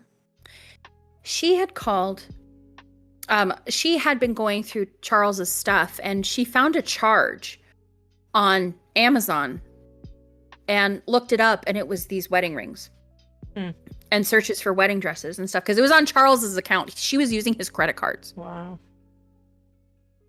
And so Kay was taking care of all of his affairs. And, oh, yeah, another thing, Lori didn't know that Kay was the beneficiary of Charles's life insurance policy. Oh, did she think it was her? Oh, yeah. And she had a fight. She literally called and she's like, but I'm his wife. Called the insurance company and did all that stuff. And yeah, she was not the beneficiary. Kay got it because the idea was if they got divorced or something happened to Charles, that JJ would go back to Kay and Larry. And that money was to care for JJ. Makes sense to me. So, but anyway, so in November, Kay finds out that these were shipped to Rexburg. Let me explain. So after Charles died, Lori picked up her kids, picked up her life, said goodbye to everybody in Arizona, and moved to Rexburg, Idaho. Moved to Rexburg. So she didn't tell Kay that she moved to Rexburg. Kay had to find out from the shipping information that was on Amazon. Okay. But anyway, so Kay calls the Rexburg, Idaho police and says, listen, I have my biological grandson. It's an open adoption, and his mother are living in Rexburg. I have not heard from him for 2 months. Oh. And we usually FaceTime. And she has stopped talking to me. I'm not having any communication. Can you please do a welfare check? So on November 26th, police go to Lori's townhouse in Rexburg for a welfare check on JJ because Kay had not heard from JJ. She didn't know anything about Tylee. Okay? Mm-hmm. A police detective found Chad and Alex at Lori's house. Both men were acting very suspicious, with Alex not knowing that it was Kay that requested the welfare check, claimed that JJ was with her. Oh. See, Alex got the tracks baseball. For him. It tracks. Yeah. Mm-hmm. And Chad, who the detective knew was already married to Lori, he already knew it. Because a lot of times, let's be honest, a lot of times these detectives know ahead of time what really is going on, and they're just trying to see what you say. Yep. So Chad said that he was just a friend of Alex and that he hardly knew Lori. Yeah. Oh, wow. Police later reached Lori, who claimed that JJ was in Arizona with her friend, Melanie Gibb. But of course, they contacted Melanie, and Melanie stated that JJ had not been with her for several months. The issue is that Chad and Lori called Melanie and said, can you just say that JJ's with you and that you couldn't talk with the police because you were taking them all to Frozen 2 and and they were like trying to joke with her and stuff. And she was like, why are you asking? And she lied to police first. And then she recanted and said, no, I haven't seen him in months. And so Chad and Lori were kind of like trying to push her to lie for them, and she didn't feel comfortable with it. She did it at first and then said, I had to go back and tell them the truth. You can actually hear that phone call, and it's very unnerving because she actually calls them on a recorded line to confront them about telling her that. And Lori is very like, well, I mean, and she said, where is JJ? And she's like, oh, he's in a good place. And she's like, well, where is he? We had to hide him because Kay is after him. Don't you realize that? He's got to be with safe people. Puke. Just not a response. And she does this little baby voice, and I hate it. Yeah. Even listening to it, I'm like, like I'm in my head, I'm like, that's like California Kardashian kind of like, It drives me nuts. As someone from California, we don't talk like that. Now you know how I feel when people are like, oh, why don't you talk this way? But anyway, that night, a neighbor actually observed Lori and Alex packing a truck outside of her house. And the very next day, the police and FBI, because FBI searches become involved when it's a missing child under the age of, I think it's 12. I can't remember what it was. But anyway, the FBI shows up, right? To search the house, and it's abandoned. Cleared out. They had dishes still in the sink. Like, it was somebody packed up and moved out in the middle of the night kind of thing. So it just happens to be that Chad and Lori went back to Hawaii, where they resided in a gated community in Princeville on the island of Kauai. Living off the money that Chad had received from Tammy's life insurance. While searching for a home in Hawaii, Chad had written on an application that the couple had no children. So let's get to it. On December 20th of 2019, that was the day the information about the missing kids was released to the national media. So by the end of August of 2019, Lori relocated to Rexburg with Alex, who moved there. And before moving, Lori actually sold JJ's service dog. And the thing is that I'm going to say it. JJ's JJ was only 7 and he was autistic. And to lose his dad, the person that he looked forward to being with, the guy that whenever he flew in, he loved to travel with him. JJ loved suitcases. He collected suitcases because it reminded him of traveling with his dad. And he loved going on airplanes and being that kid, you know? And so having his dad taken away from him, and then his service dog, who's a support for him, being taken away. I'm sure he was absolutely devastated. And Tylee, and I need to talk about it. Tylee was very vivacious, very spirited. She spoke out on injustice and such. And I think that's part of the reason why she was labeled as dark, is because Lori told everyone that she had lots of medical issues and that she was very difficult to deal with. It's really nice to say about your kids. So, of course, while Lori and her kids were in Rexburg, neighbors were noticing JJ's erratic behavior as Lori often left him outside without adult supervision. Yeah. And when confronted about it, Lori did not mention that JJ was autistic, but told neighbors that he was her niece's drug baby. Wow. Yeah. Now, on September 8th, a trip was planned. They went to Yellowstone National Park because it's not that far from Rexburg, apparently. And so it was JJ, Lori, Alex, and Tylee. Tylee was last seen on that day. Last documented thing was on September 8th of 2019. Lori told people that she was enrolled at BYU, Idaho, and that she was attending there. And so she was living at home, but going to school, right? And that's why she wasn't seen a lot, is because she was so busy with college. Because she had actually skipped grades. She's a very smart kid. Well, anyway, so JJ last attended the Rexburg's Kennedy Elementary School on September 20th. On September 22nd, Melanie Gibb and her boyfriend at the time, David Warwick, were staying at Lori's house, okay? And around 10:30 p.m., David saw Alex take JJ, who was sleeping, upstairs to his bedroom. That was JJ's last confirmed sighting. The next morning, JJ was absent, and Lori told Melanie and David that JJ had been misbehaving, so Alex had picked him up. Now, on September 23rd, JJ had an unexcused absence from school, and the next day, Lori informed Rexburg Elementary School that she would now be homeschooling JJ.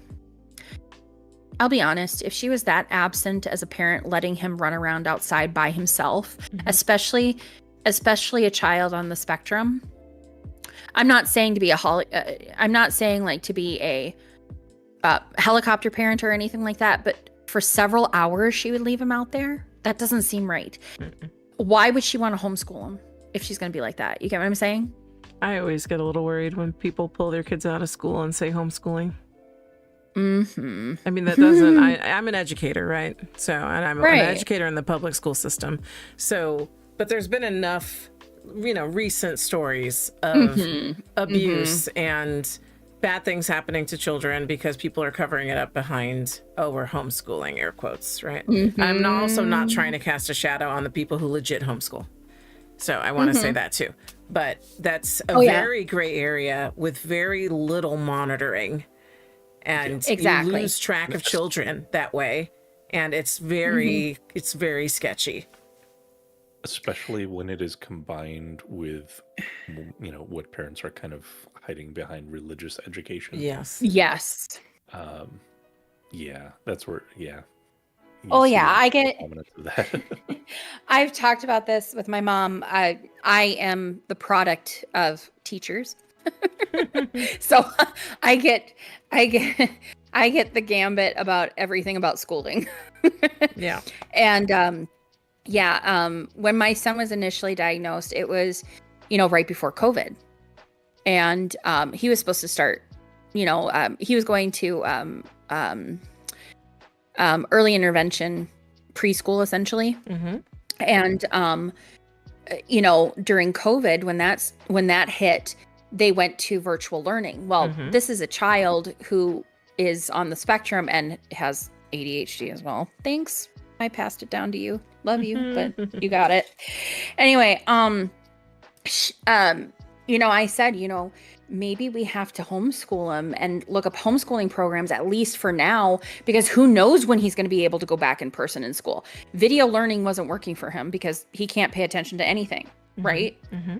And, but that little bugger, I hate using technology, but let's just face it, kids these days come out of the womb with a telephone and know how to work it. So, he taught himself to read during COVID. That's off amazing. Of watching Cocomelon and all those shows. Cocomelon, on that's YouTube. a good one. Yes, Cocomelon and Little Baby Bum. Those were the two. And he just would watch the words on the screen and sing the songs, and he learned how to read. He taught himself how to read. 4 years old, on the spectrum, knows how to read. Crazy. Well, anyway. Yeah, but for me, it was Sesame Street. For me, it was too. I forgot. We're the same age, so. Yeah, the elder millennials. Yes. Hell yeah. Or we can call her. I consider myself a Goonie. A Goonie. Oh, okay. I can see that. Yeah. Yeah, Goonies, yay. Well, you guys are still speaking my language because I watch Sesame Street. I love the Goonies, but I had like the electric company in there too a little bit. So yeah, I think that was kind of done. I'm Gen X. I'm with you guys. I can be cool. Hey. Tour and I gave up on you. I have no comments for you two. I'm just going to be quiet and just work the camera. Continue. Oh, okay.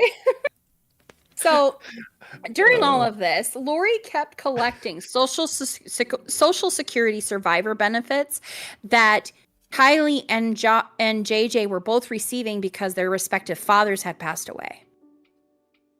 This woman was collecting about $5,000 a month in Social Security benefits because she was also getting paid to take care of JJ. And my whole thing, and this was Social Security death benefits, not disability or anything like that. But she was getting paid $5,000 a month. That's a lot. Now, in October of 2019, Colby, we're going to talk about Colby, okay? Colby didn't know anything that was going on, okay? After Charles died, he kind of checked out because he had a wife, a new baby. He had his own life to kind of focus on, right? But in October 19, 2 Venmo payments were made from Tylee's account to Colby with love expressing messages attached. Now, the thing is, they were struggling. They were new parents. Kids are expensive, let's face it. So Tylee had sent him payments before, like $200 here, $300, to help out. And Colby even said, I had a really bad, not a good job at the time. And I was trying to work hours and be there for my family. It just was a lot.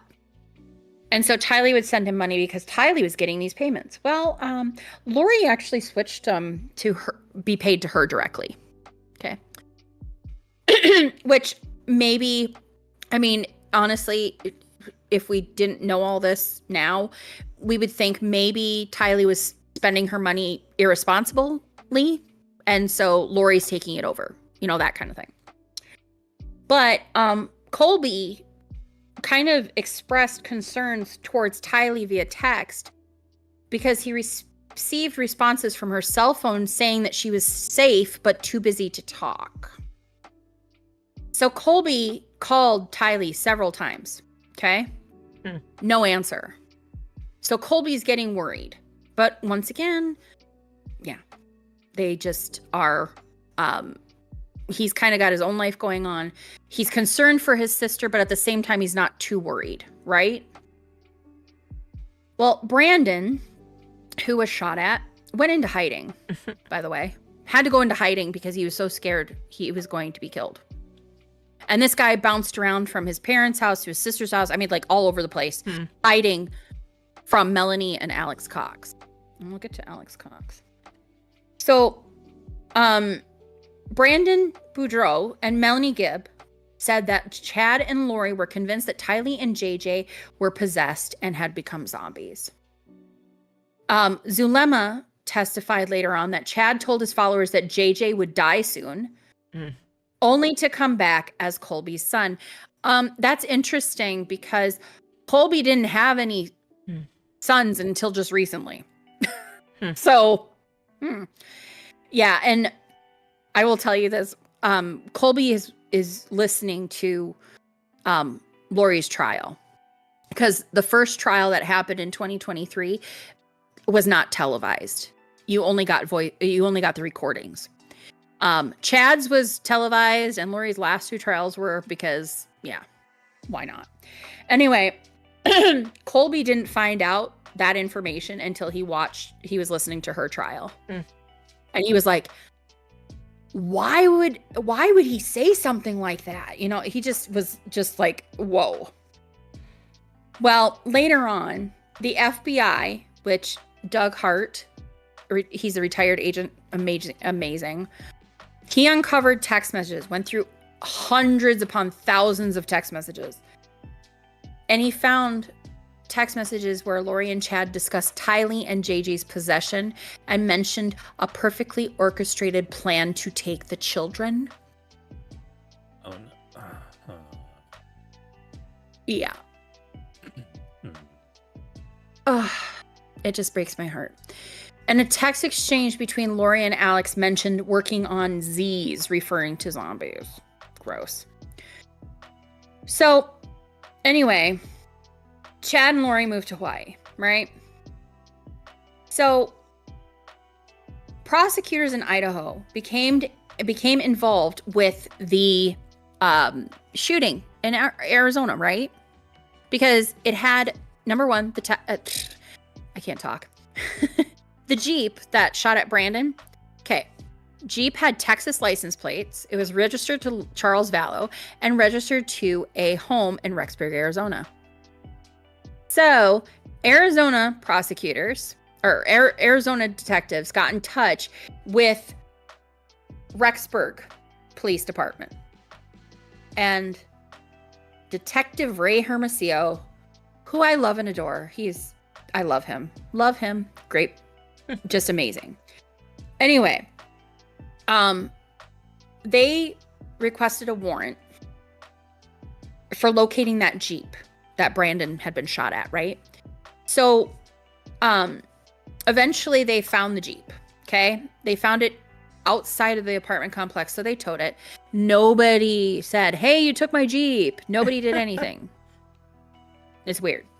Well, anyway, December 6th, Melanie Gibb was contacted by the police, and she revealed that both Lori and Chad had called her separately on November 26th and asked her to tell police that JJ was with her. So police efforts to locate JJ led to the discovery that Tylee was also missing. See, and the thing is, if Kay, JJ's grandmother, had known that Tylee was missing too, she would have put out something for Tylee as well. But she said she didn't even know. So the connection was made between investigators in Idaho and in Arizona. So law enforcement agencies started intensifying their inquiries about the children's whereabouts, as well as Chad and Lori's departure from Idaho and what transpired previous. Because they were investigating Chad, they found about Tammy, and so they were like, let's exhume Tammy's body, right? So they do it. They do the autopsy. Then on December 20th, well, actually, we have to talk about Alex first. Because this is where it sucks. Because it would have been great. So Tammy's exhumed on December 11th, right? Well, on November 24th, Chad Daybell gave Alex a patriarchal blessing, which is basically I don't even know how to explain it. I'm waiting for you to explain it because I'm like, where is this going? It says in the Latter-day Saint movement, a patriarchal blessing or evangelist blessing is administered by the laying on of hands with accompanying words of counsel, reassurance, and lifelong guidance intended solely for those receiving the blessing. He basically says, you're our warrior, you're a great guy, that kind of thing. Okay. But Chad didn't have any standing in the LDS church to actually do that. Well, he had standing in his mind, so. Correct. Yeah. Delusion. Anyway, he said that Alex had assisted him and Lori in ways that can never be repaid. I wonder what that could be. And Chad called Alex a prophet and a hero and predicted that he would have a future as a messenger of the Lord. And the recording of this was actually later found by investigators on Lori's iCloud account. Yeah, she saved it. Anyway, so isn't it funny? Tammy's body gets exhumed on the 11th, and they do the autopsy. They literally had her out of the ground at like 7 a.m. and had her back in by 9 p.m. Oh gosh. Like it was fast. Wow. Well, isn't it funny that Alex Cox died on December 12th of 2019, the day after her body was exhumed? They say that his death was attributed to blood clots and high blood pressure. He was a trucker for a time, and that is something that happens with truckers, I guess. Okay. Because they're sitting for so long with driving and stuff. So, but before his death, 2 weeks before he died, actually, he and Zulema got married. Oh. So he actually died at Zulema's house. Her son reported that he died. The son didn't even know they were married. He's like, yeah, my mom's friend. Wow. Died in the bathroom. Yeah. Anyway, Alex had been informed by Lori and Chad that Tammy's body was going to be exhumed. And Zulema later talked about that Alex had told her he was worried about being Lori and Chad's fall guy. Yeah. So, this is where it gets dicey. Okay, so we get the Jeep, right? Get the Jeep. So December 20th of 2019, Rexburg Police Department announced that the children were officially missing and asked for the public's assisting in locating them. Investigators expressed concern for the children's safety because they were not with Chad and Lori, and that Lori refused to cooperate with the investigation, opting to leave the state with Chad instead. Sorry, I will be honest. As soon as this went on TV and I saw the pictures of those kids, I said they're dead. Yeah. Yeah. Because as a parent, I can't even fathom. If your kids are missing and you just go fleeing the state, that's hello, guilty. Red flag. That's a whole host of red flags. That's not exactly. Nobody does that. Oh my God, it was and it was just crazy because people were just going nuts about it. And so police also announced that the children's disappearance could be linked to Tammy Daybell's suspicious death. And that Chad and Lori were persons of interest. So, of course, this blew up. And friends and family were starting to talk about Chad and Lori's cult issues, things that they were doing.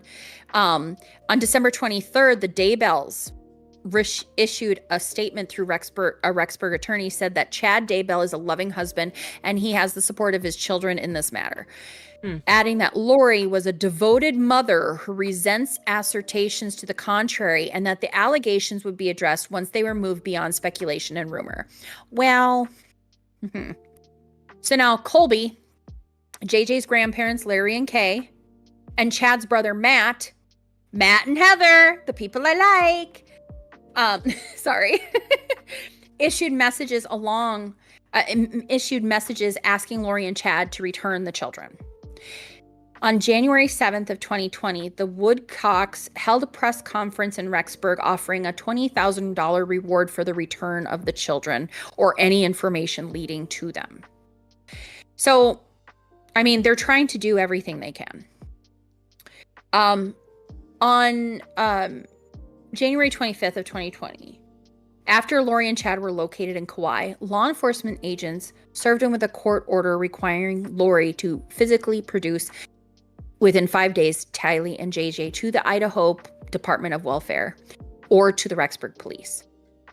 The next day, the police seized the couple's rental car and searched their rental townhome, where they found Tylee's debit card and JJ's iPad. Okay, well, number one, why would they have both of those? But whatever. Also, on January 26th, they were confronted over the children's disappearance by my boy with East Idaho News, Nate Eaton. He flew out there. He flew out to Hawaii, and he's the guy that when you see them going to their car and he's like, Lori, where are your kids? Can you just tell us where the kids are? Yeah. That's Nate Eaton. I love him. Anyway, so February 2020,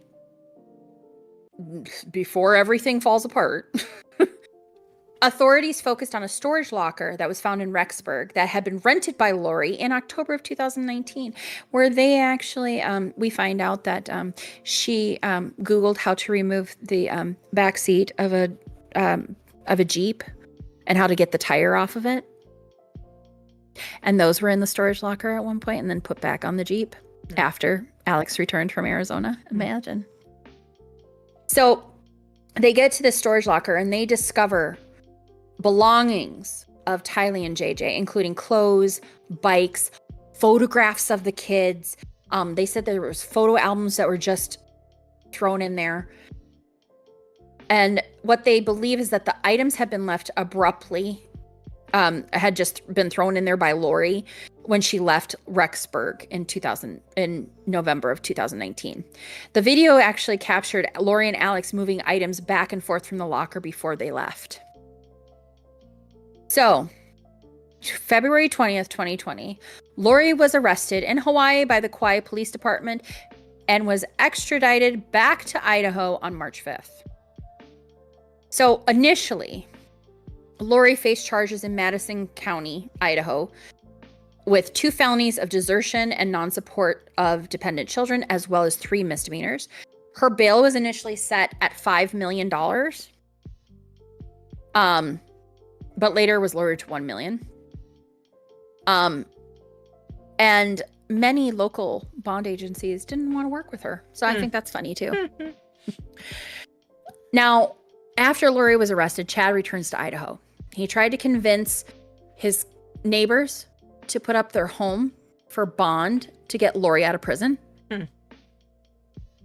claiming that Jesus had given him this idea. Oh, God. Still at it. And of course, Alice asked him, that's his neighbor, asked him about the children and confronted him on what he had said about Lori's daughter being dead. And Chad answered it was a custody issue. And he added at some point that Tylee didn't really like people and really did not like him using the past tense. Dude. So months go by. Lori's arrested. Months go by, right? And you're assuming that, they're still looking for the kids. We're still trying to find out what's going on. Well, the FBI is going through all their text messages, right? And they happen to find one that Chad sent to Tammy on the morning of September 9th. Saying he shot a raccoon and was burning it and putting it in the pet cemetery. Huh.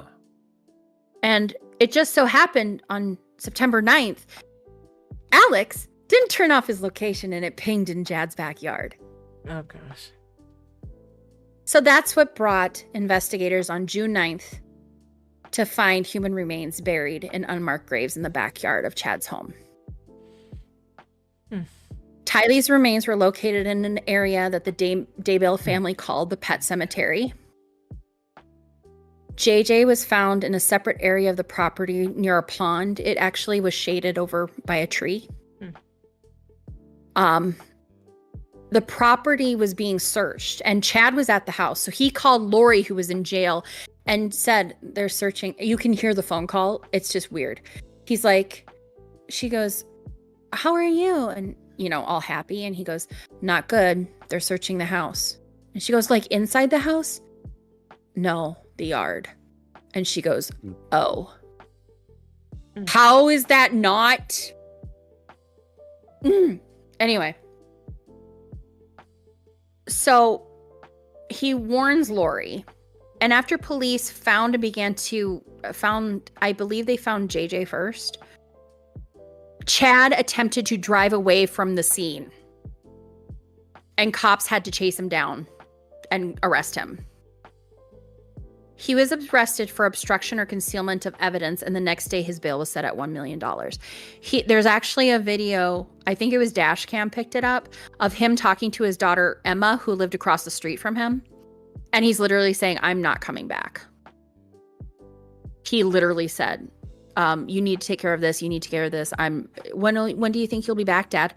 I don't think I'm coming back. That was his words. Wow.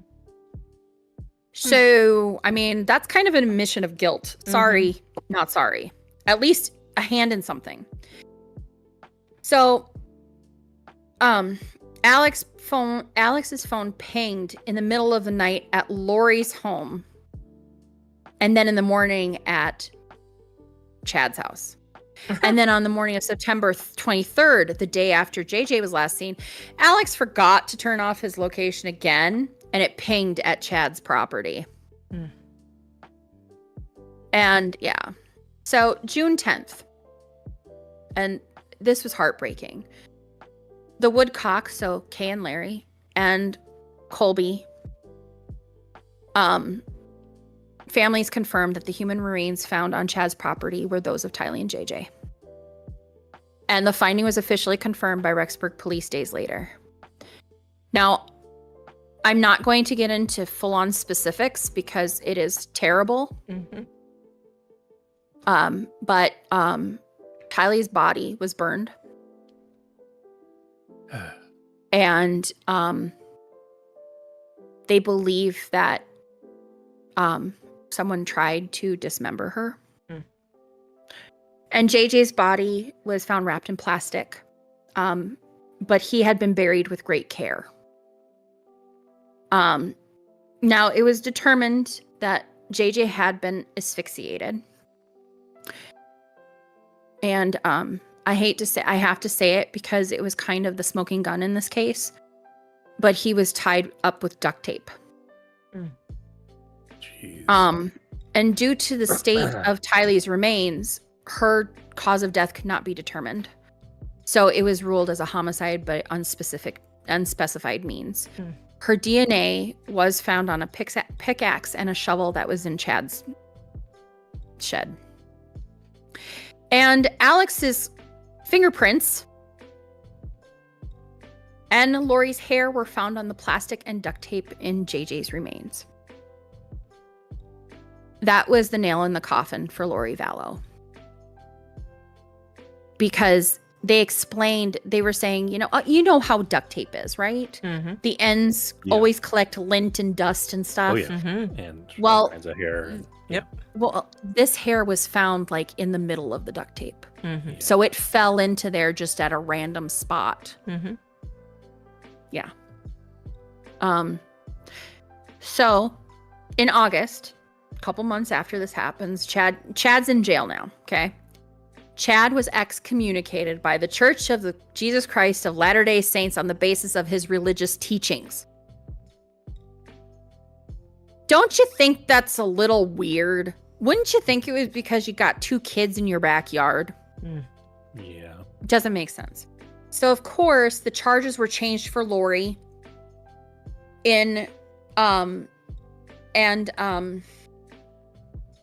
yeah, so they were both charged and indicted on the charges of conspiracy to commit first-degree murder for the deaths of Tylee, JJ, and Tammy, as well as grand theft by deception regarding the children's social security. Because She also didn't tell Social Security that she was married either, because that would have ended those benefits.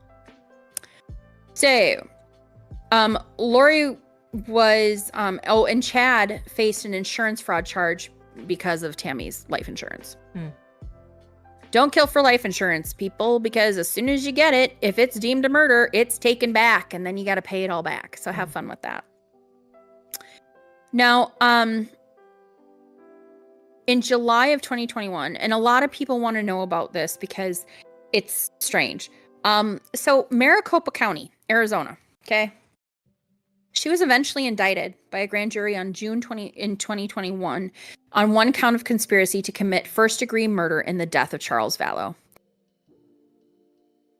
And Maricopa County also decided not to prosecute Chad Daybell because there was no reasonable likelihood of conviction on it, which makes sense. They just didn't have enough to like seal the deal.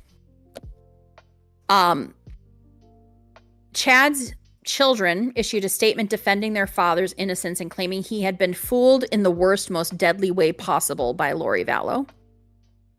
And in 2021, Lori was indicted by a grand jury on one count of first-degree premeditated murder in relation to the claims that she conspired with her brother to kill Brandon Boudreaux. And prosecutors said that Lori hoped to access Brandon's money, because I will be honest, Brandon is a really good businessman. He makes a lot of money, and they were hoping to get that from her niece because she had Melanie wrapped around her finger. So anyway, we go through the trials in Idaho, and I'm telling you, I sat through all of them. That's why my shirt says I survived the Vallow Daybell trials, because I did. And they had to split the cases, which I agreed with.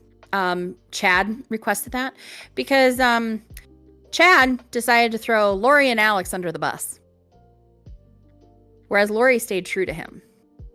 So, of course, we already talked about the smoking gun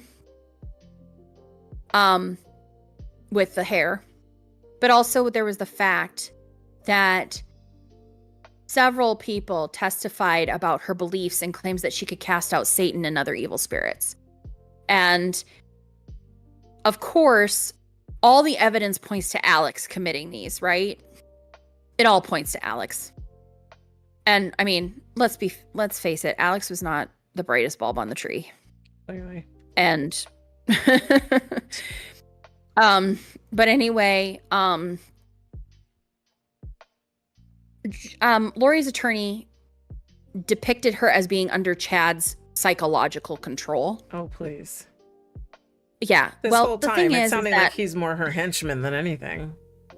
Right. And also that Alex was manipulated and groomed by Lori. That's what the evidence shows. Lori's sister actually testified in that trial that Alex had suffered brain damage in a car accident and that his decision-making was stuck at a teenage level.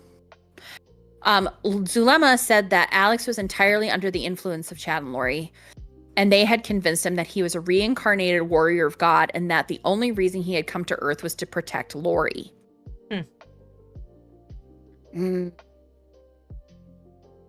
But May 12th of 2023, Lori is found guilty of all criminal charges. And on July 31st of 2023, she received 3 consecutive life sentences without the possibility of parole for the murder of Tylee, murder of JJ, the conspiracy to commit murder of Tammy, because she was not actually physically in Idaho at the time. Isn't that convenient? And also, in addition to fines and restitution for the grand theft charges. So let me explain. So in Idaho, she was convicted of the murder of Tylee, murder of JJ, conspiracy for Tammy, Tylee, and JJ, and then the fines for the grand theft. Okay. The Judge Boyce, he's a great judge. Honestly, he was very fair. He said that Lori had murdered her children to remove them as obstacles to profit financially by choosing the most evil and destructive path possible and going down a bizarre and religious rabbit hole to justify the killings. And he just said it. Mm-hmm. He just said it. Yeah.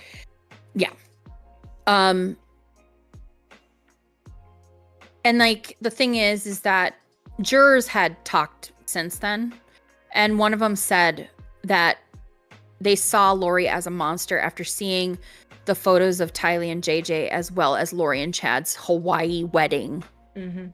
After they did that. Yeah. Yeah. So then we're going to do a rough thing of Chad. His daughter, Emma, really tried to fight for her dad. But the thing is, she was very unbelievable. And I'm not trying to like, I don't know. It felt like she had rehearsed it. You know what I mean? Like, wasn't really telling the truth. Chad's defense team was actually trying to get an acquittal for him, saying that JJ, his death was actually September 8th through the 9th.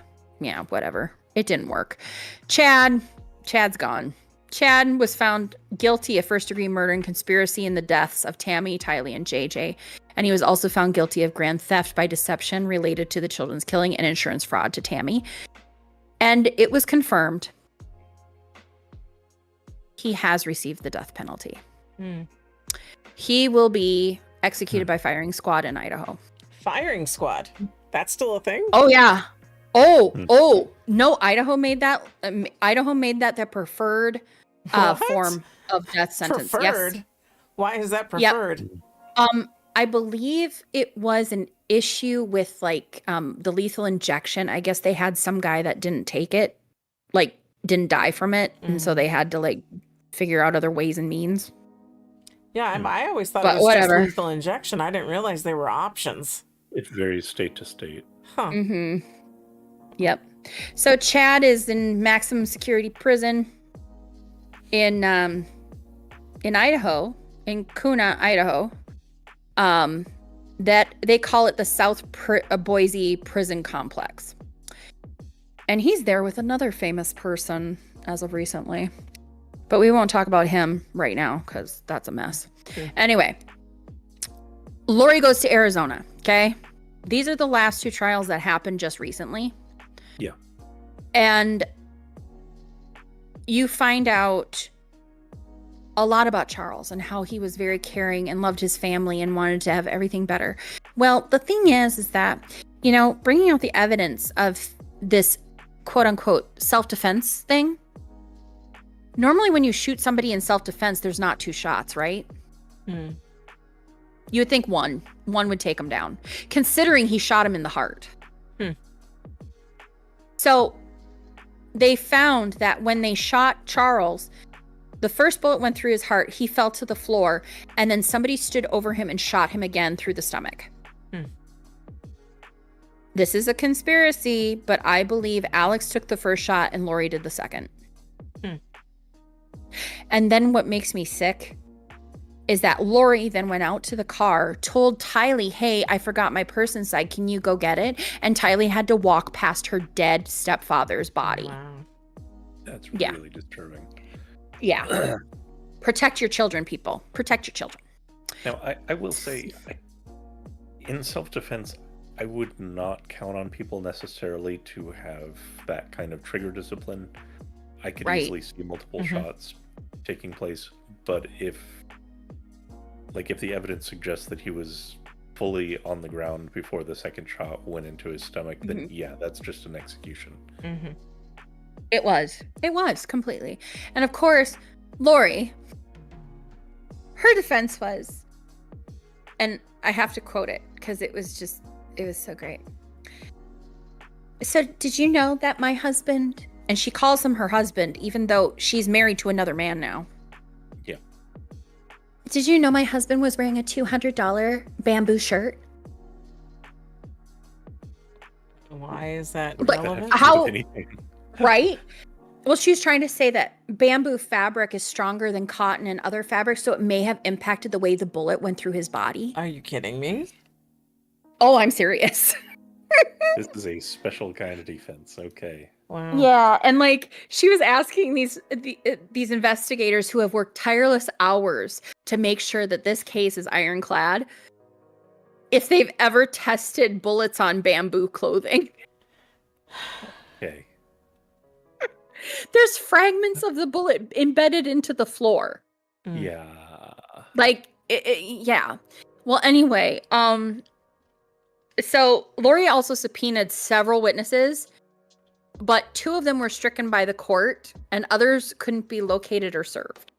So the 2 that were stricken from the court were Brandon Boudreaux, because he is a victim in all of this, and Nate Eaton. And the reason she grabbed Nate Eaton, she wanted him because she felt he could bring up evidence for her.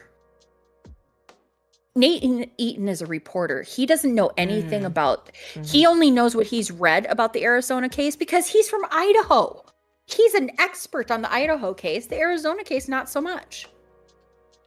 So, like, how is that going to help her? Plus, they issued a 4041B, which basically says you cannot bring information about your convicted case into your current one. So the children and Tammy were mentioned, but nobody knew what happened to them. Okay. So that was what happened with stricken. Plus, it happened after this thing. So, but like I said, we met Nancy Jo Hancock, great person. And then we have the great detectives from Gilbert and Chandler and all those places. Just really good. Well, anyway, she got very aggressive and there's so many good quotes that came out of this trial. I'm just telling you that. She was aggressively cross-examining Nancy Jo and was like, so how much did you guys talk about me? And Nancy Jo said in the best way possible, don't flatter yourself. We didn't talk about you that much. It was so great. It was so great. It was so beautiful. Oh, and Lori was her own attorney. So that's even better because, like, I kind of, the prosecutor basically just let her dig her own grave. It was actually pretty good. Well, anyway, so she ridiculed her. And then of course, Adam is called by the prosecution to talk about what was planned with Charles for this intervention with Lori, right? So he's up on the stand and Lori goes up there and she's like, so how long has it been? How long has it been since we've talked? 6, 7, 8, 9, 10 years. And he's like, probably about 8 or 9. And he said the last time we talked, was at a family thing. We were in the kitchen.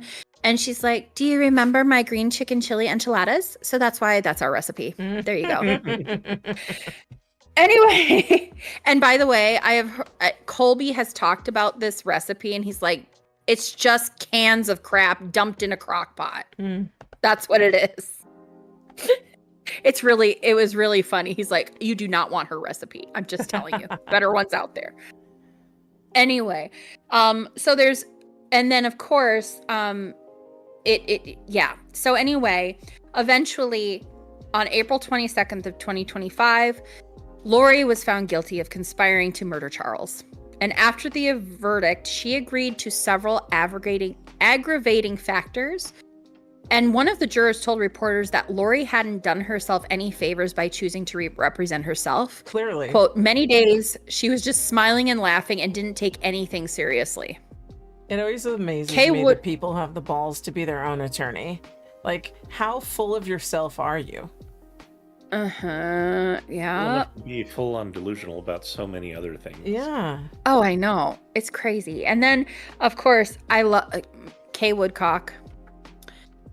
She said, we gotcha, and you're not the smartest person in the room. Everybody's going to forget about you. And it's true. After this podcast, never going to talk about her again. Nope.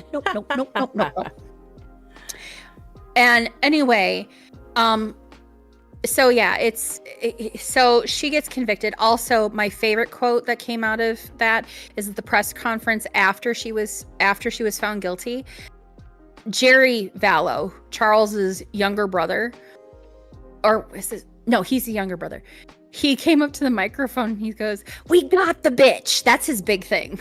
And I love him for that. That's a great quote. It is. Well, anyway, so next is Brandon Boudreaux, the only survivor in all of this, which it makes you just sick. And I'll bring up something that Brandon did because this is how good of a guy he is. So Brandon gets divorced from Melanie, who now is married to a guy named Ian Pulowski, who actually told the court everything that he knew about Lori and Chad's belief systems and helped with the convictions, basically. He was definitely helpful in that. Well, anyway, so Brandon is divorced. He meets this woman. Her name is Jenny. She's very sweet, very kind. And they're getting married, right? And this is in June of 2020. Okay? They got married in a private ceremony because it was during COVID. And they were in Salt Lake City going to do like a mini honeymoon kind of thing. And he talks to Kay, and she tells them that they found the bodies. So Brandon told Jenny, hey, I want to go up and pay my respects in Rexburg because I know my family's there. The people I care about are there. Because he got really close to Kay and Larry.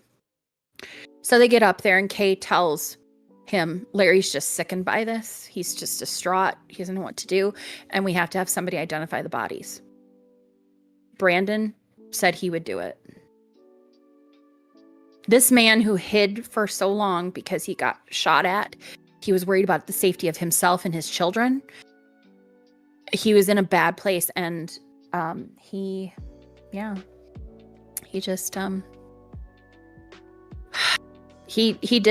that for them, and he has PTSD. He has survivor's guilt.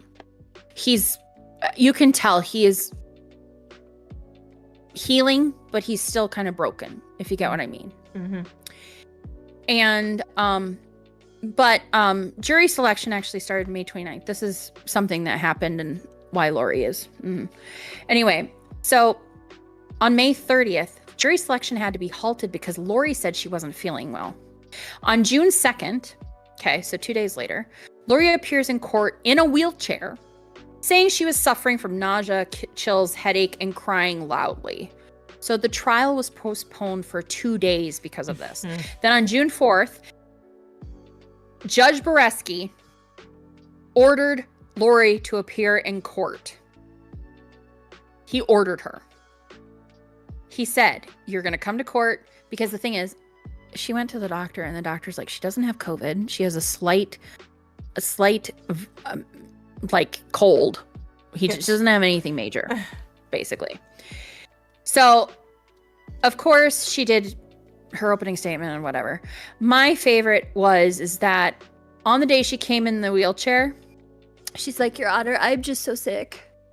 And she's like, you can come and visit me in the jail and see if I'm better. And he's like, I was expecting I'd you to rather say, not. Bitch, please. That's what I was He said, expecting the answer to be. I'd rather, yeah. No, the word, it was, I think I'll pass. Yeah. AKA, bitch, yeah, please. Absolutely. Yes, exactly.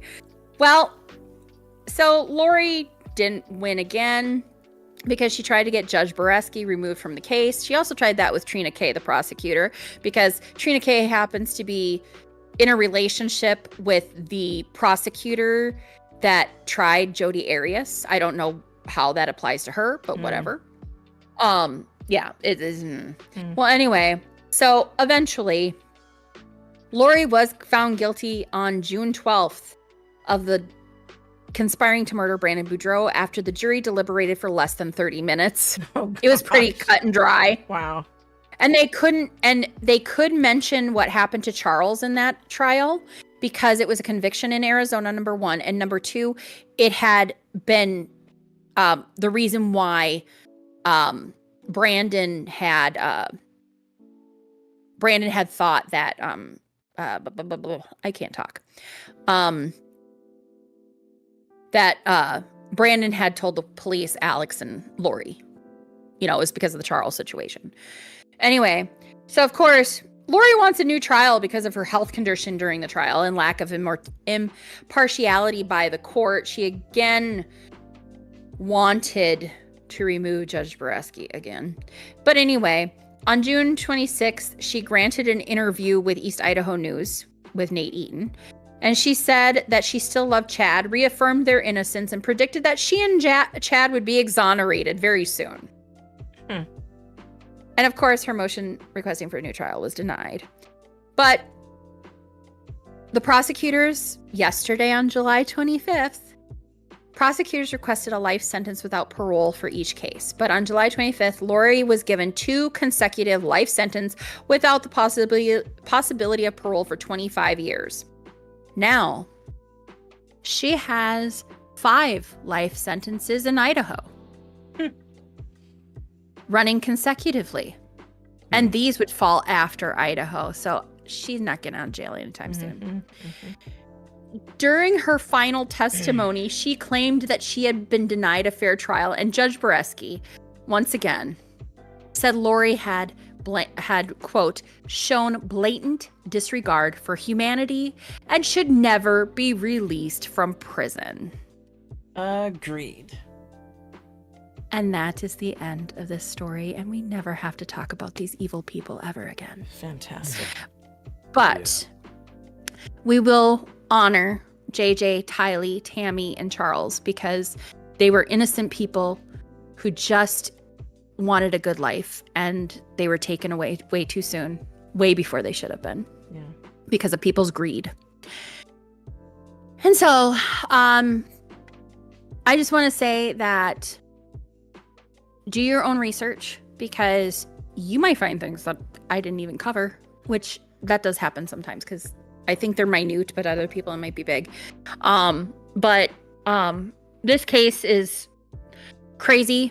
It's unpredictable. It took you on so many turns, and there's so many pieces I didn't touch on because it's diving into the delusions that they have, and she is so delusioned. It's just I don't know how. They actually delayed her trial because she had to be in an institution until she was like deemed as suitable for trial. That's why her trial took so long to happen. It's because she had to be in a hospital for a year. But I'm gonna say this just because our world is getting to be where don't get me wrong, we're not trying to be mean to people or anything on this. It's just simply saying you're not a good criminal, And we don't want to teach people to crime better either, because but just remember to, if you're gonna do something shady, turn off your locations. Sorry, but that's what I learned from this case. Also, don't Google how to gun. Yes. but even turning off your location is shady. Here you are. We know where you are. We know where you are. Leave your phone. And then suddenly we don't know where you are. Need it. Stop bringing it with you to do crime. I think I'm going to have you guys back when I cover Brian Walsh, because that's going to be... Oh. I'm waiting for that trial to happen first. That's going to be a fast one, because... boy. Anyway, I like Tor's advice here. They don't Google how to gun and leave your phone at home. Gotcha. Check and check. Also, there was a Google search on Chad's computer of wind resistance the day of Tammy's attempted shooting as well. And if guns will fire in the cold. Oh, God. That's another one. Yeah. Wow. I'm telling you, as you're sitting there watching it, you're just shaking your head really? Really? I've been shaking my head a lot during our time together today. But I just want to say, be kind to people. We don't know what people are going through in their real life, and we don't know who might be going through something major, and it's not our business to know that, but treat people with kindness, and remember to tell people that you love them or you care about them, because you don't know if they're going to be there the next day. Agreed. Yeah. Well said. You did a great job informing everyone, sharing the facts, sharing all of your research and information. So I thank you for doing that. Right. Of course. And honestly, there are so many people in that family. And it's the Boudreaux, it's the Daybells, it's the Ryans, it's the even the Cox family, Lori's sister and brother and their extended family. So many of them have created their own YouTube channels and talk about the case and their personal stories. So a lot of things I have found out just from their personal stories. And like the Twilight thing, didn't know anything about it. And then all of a sudden he's like, yeah, she was really into Twilight, like really into Twilight. And then, you know, things like that. And so I'll just say it. Follow, if you want to know more about this case, and follow Hidden True Crime. Colby J. Ryan, Megan Connor is another one. Rex Connor and Adam Cox do one together called the Silver Linings podcast, which was dedicated to Tylee and JJ. And they are ending that podcast now that this trial is over. But they had a lot of depiction about the family and how they worked and stuff. And so getting those insights have really helped in understanding a little bit more, even though it's but anyway, thank you all for tuning in. I know it was a long one. I warned y'all it was going to be a long one. I warned my Murder Munchies people it was going to be long. You had a lot to share. If you would like an invite to the Second Life group for Murder and Munchies, please let me know. And also we have a Discord, and that's where I put recorded episodes. So you can always ask to join that as well. In fact, I'll give you the joiner if you want to put it in. I was going to say, give me the link. I can get your Murder and Munchie Inworld Group, like Slurl sort of thing. And then I can get, if you create a Discord invite that doesn't expire, then I can put that in the description. You might have to help me with that. We will. We'll do that after. Okay. So, yeah, we'll get all that in the description for folks. All right. Well, thank you all for tuning in. I'm very happy we had a good time. Yeah, we did. So yeah. Always good. Tour. Any closing thoughts? Deep dives on these things. Man, I know. It's a lot. The big thing for me, really, because like a lot of this is going to be very unrelatable to most people, hopefully. However, there are shades of it that I think more people run into than they realize. And what I mean by that is there are certain, social groups or social structures that will try to compel like conformity, that will try to isolate, that will push you to change who you are in order to continue to fit in. And be wary of that, because that can be, that can be a lot of things. That can be, of course, a cult, but it also can be as simple as like a toxic work environment or a toxic friend group.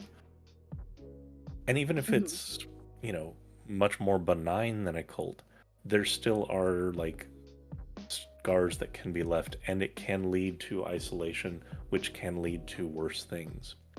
So right. I would just say, be wary of that, be true to yourself, and don't fall for charlatans and such, I suppose. Yeah. Go with your gut. Yeah, unless you think that your gut is being advised by the voice of God, and then maybe yes, then maybe not. Yeah. My big thing is mental health. Mental health is very important. If you see people or hear people that are up to bullshit that is not right. I mean, I think I was listening to I listen to a lot of podcasts, and I know, Scarlett, you and I have probably talked about crime junkies before. Oh, yes, we love crime junkies. Yes. And so one of the things I had heard one of them say in a recent podcast of theirs that I was listening to is how a lot of people feel like, they may hear or see something that's like they know isn't right, but they're like, well, someone else will help them. That's not my problem. Right. And so I just kind of want to put that out there. If you, see anything that in your gut, in your heart is not right, that. Oh, yeah. Do something about it. Come on. I have the automatic ick factor. So, it's, for me, it's, you know, I'm very much the, if you see something, say something kind of person. So if something just ain't right, just is kind of just not sitting right with you, you gotta say something, especially when you know it could be something very detrimental to someone, because it's a wild case. So if you like these Murder and Munchies episodes and such, by all means, let me know if you want to see more of them on YouTube, because I might be coaching Scarlett how to do that. There's no might. I'm going to. When Scarlett's ready, we'll show her how to do it so she can do it. So, yes, at the same time, then you guys can watch me there. Yeah. And at the same time, I'm always happy to help you, and we're always happy to come visit and talk. I know. So I'm really glad you asked us back, and me too. I wanted to, transition to some thank yous. I know we did have an audience. You have Derek and Ellie here with us, so I wanted to give them a shout out. They've been parked here with their. Ellie is adorable. My first little of all. fam bam. Yeah. And they've been chilling here with us. So I wanted to give them a shout out. We had some folks in the chat. We had Masumi popped in for a little bit. We had, and then we also had Perfectionist Esperanza. So thanks for being in the chat with us. And then, I got a private IM. Oh, okay. Go ahead. From my friend Cara saying loving this. So she's so hi Cara. And I wanted to say to you, Scarlett, as someone who listens to audiobooks, you have the voice for it. I just want to put that out there. I don't know if I've ever told you that before, but like when you slip into voices, I feel like I'm listening to an audiobook. Like that's good. That's like a compliment. I'm not trying to be sarcastic. Like you seriously do. You do. You do great voices. You also have a really good cadence where your voice kind of goes up and down and stays interesting to listen to. Oh, okay. So if you're ever considering voice work, I'm no agent. I'm no specialist in in that arena, but just as a consumer of audiobooks, I think you definitely have the voice talent for that. Yeah. I actually am signed up for voiceover perfect. classes. All right. Good. So well done. I just Don't have to throw it in there. it. I kept thinking about it the whole time, and I was like, I am not interrupting her right now to say this. I'm going to hold on to it to the end because I didn't want to interrupt the flow and the storytelling. And like you said, you're really good at all of that, and it's always a pleasure to come sit with you and be a part of it. Usually, like I said, I'm just consuming it, and usually Tour's more the one who has more insightful things to say. But that's the balance, right? We all bring something special to the table. So thank you, Scarlett, for asking us to be here. I know, and speaking for Tour as well, that we were thrilled to be a part. And we'll do these every so often. Once I figure out how things work a little bit more, we'll try and have some more guests on the show. And so we'll, be later on. But I don't know when our next live is going to be, just because my life is a little unpredictable at the moment. But we will have it here at your new headquarters. M&M headquarters. Yes, it's lovely here. Oh, so. And feel free to come and grab merch. We've got merch downstairs. We've got t-shirts. It's done by body shape. So if you have any of those body shapes, click on it. It's 150 linen. You get 4 t-shirts, different t-shirts. And if you want one of the surviving Daybell shirts, let me know and I'll get it for you in your body.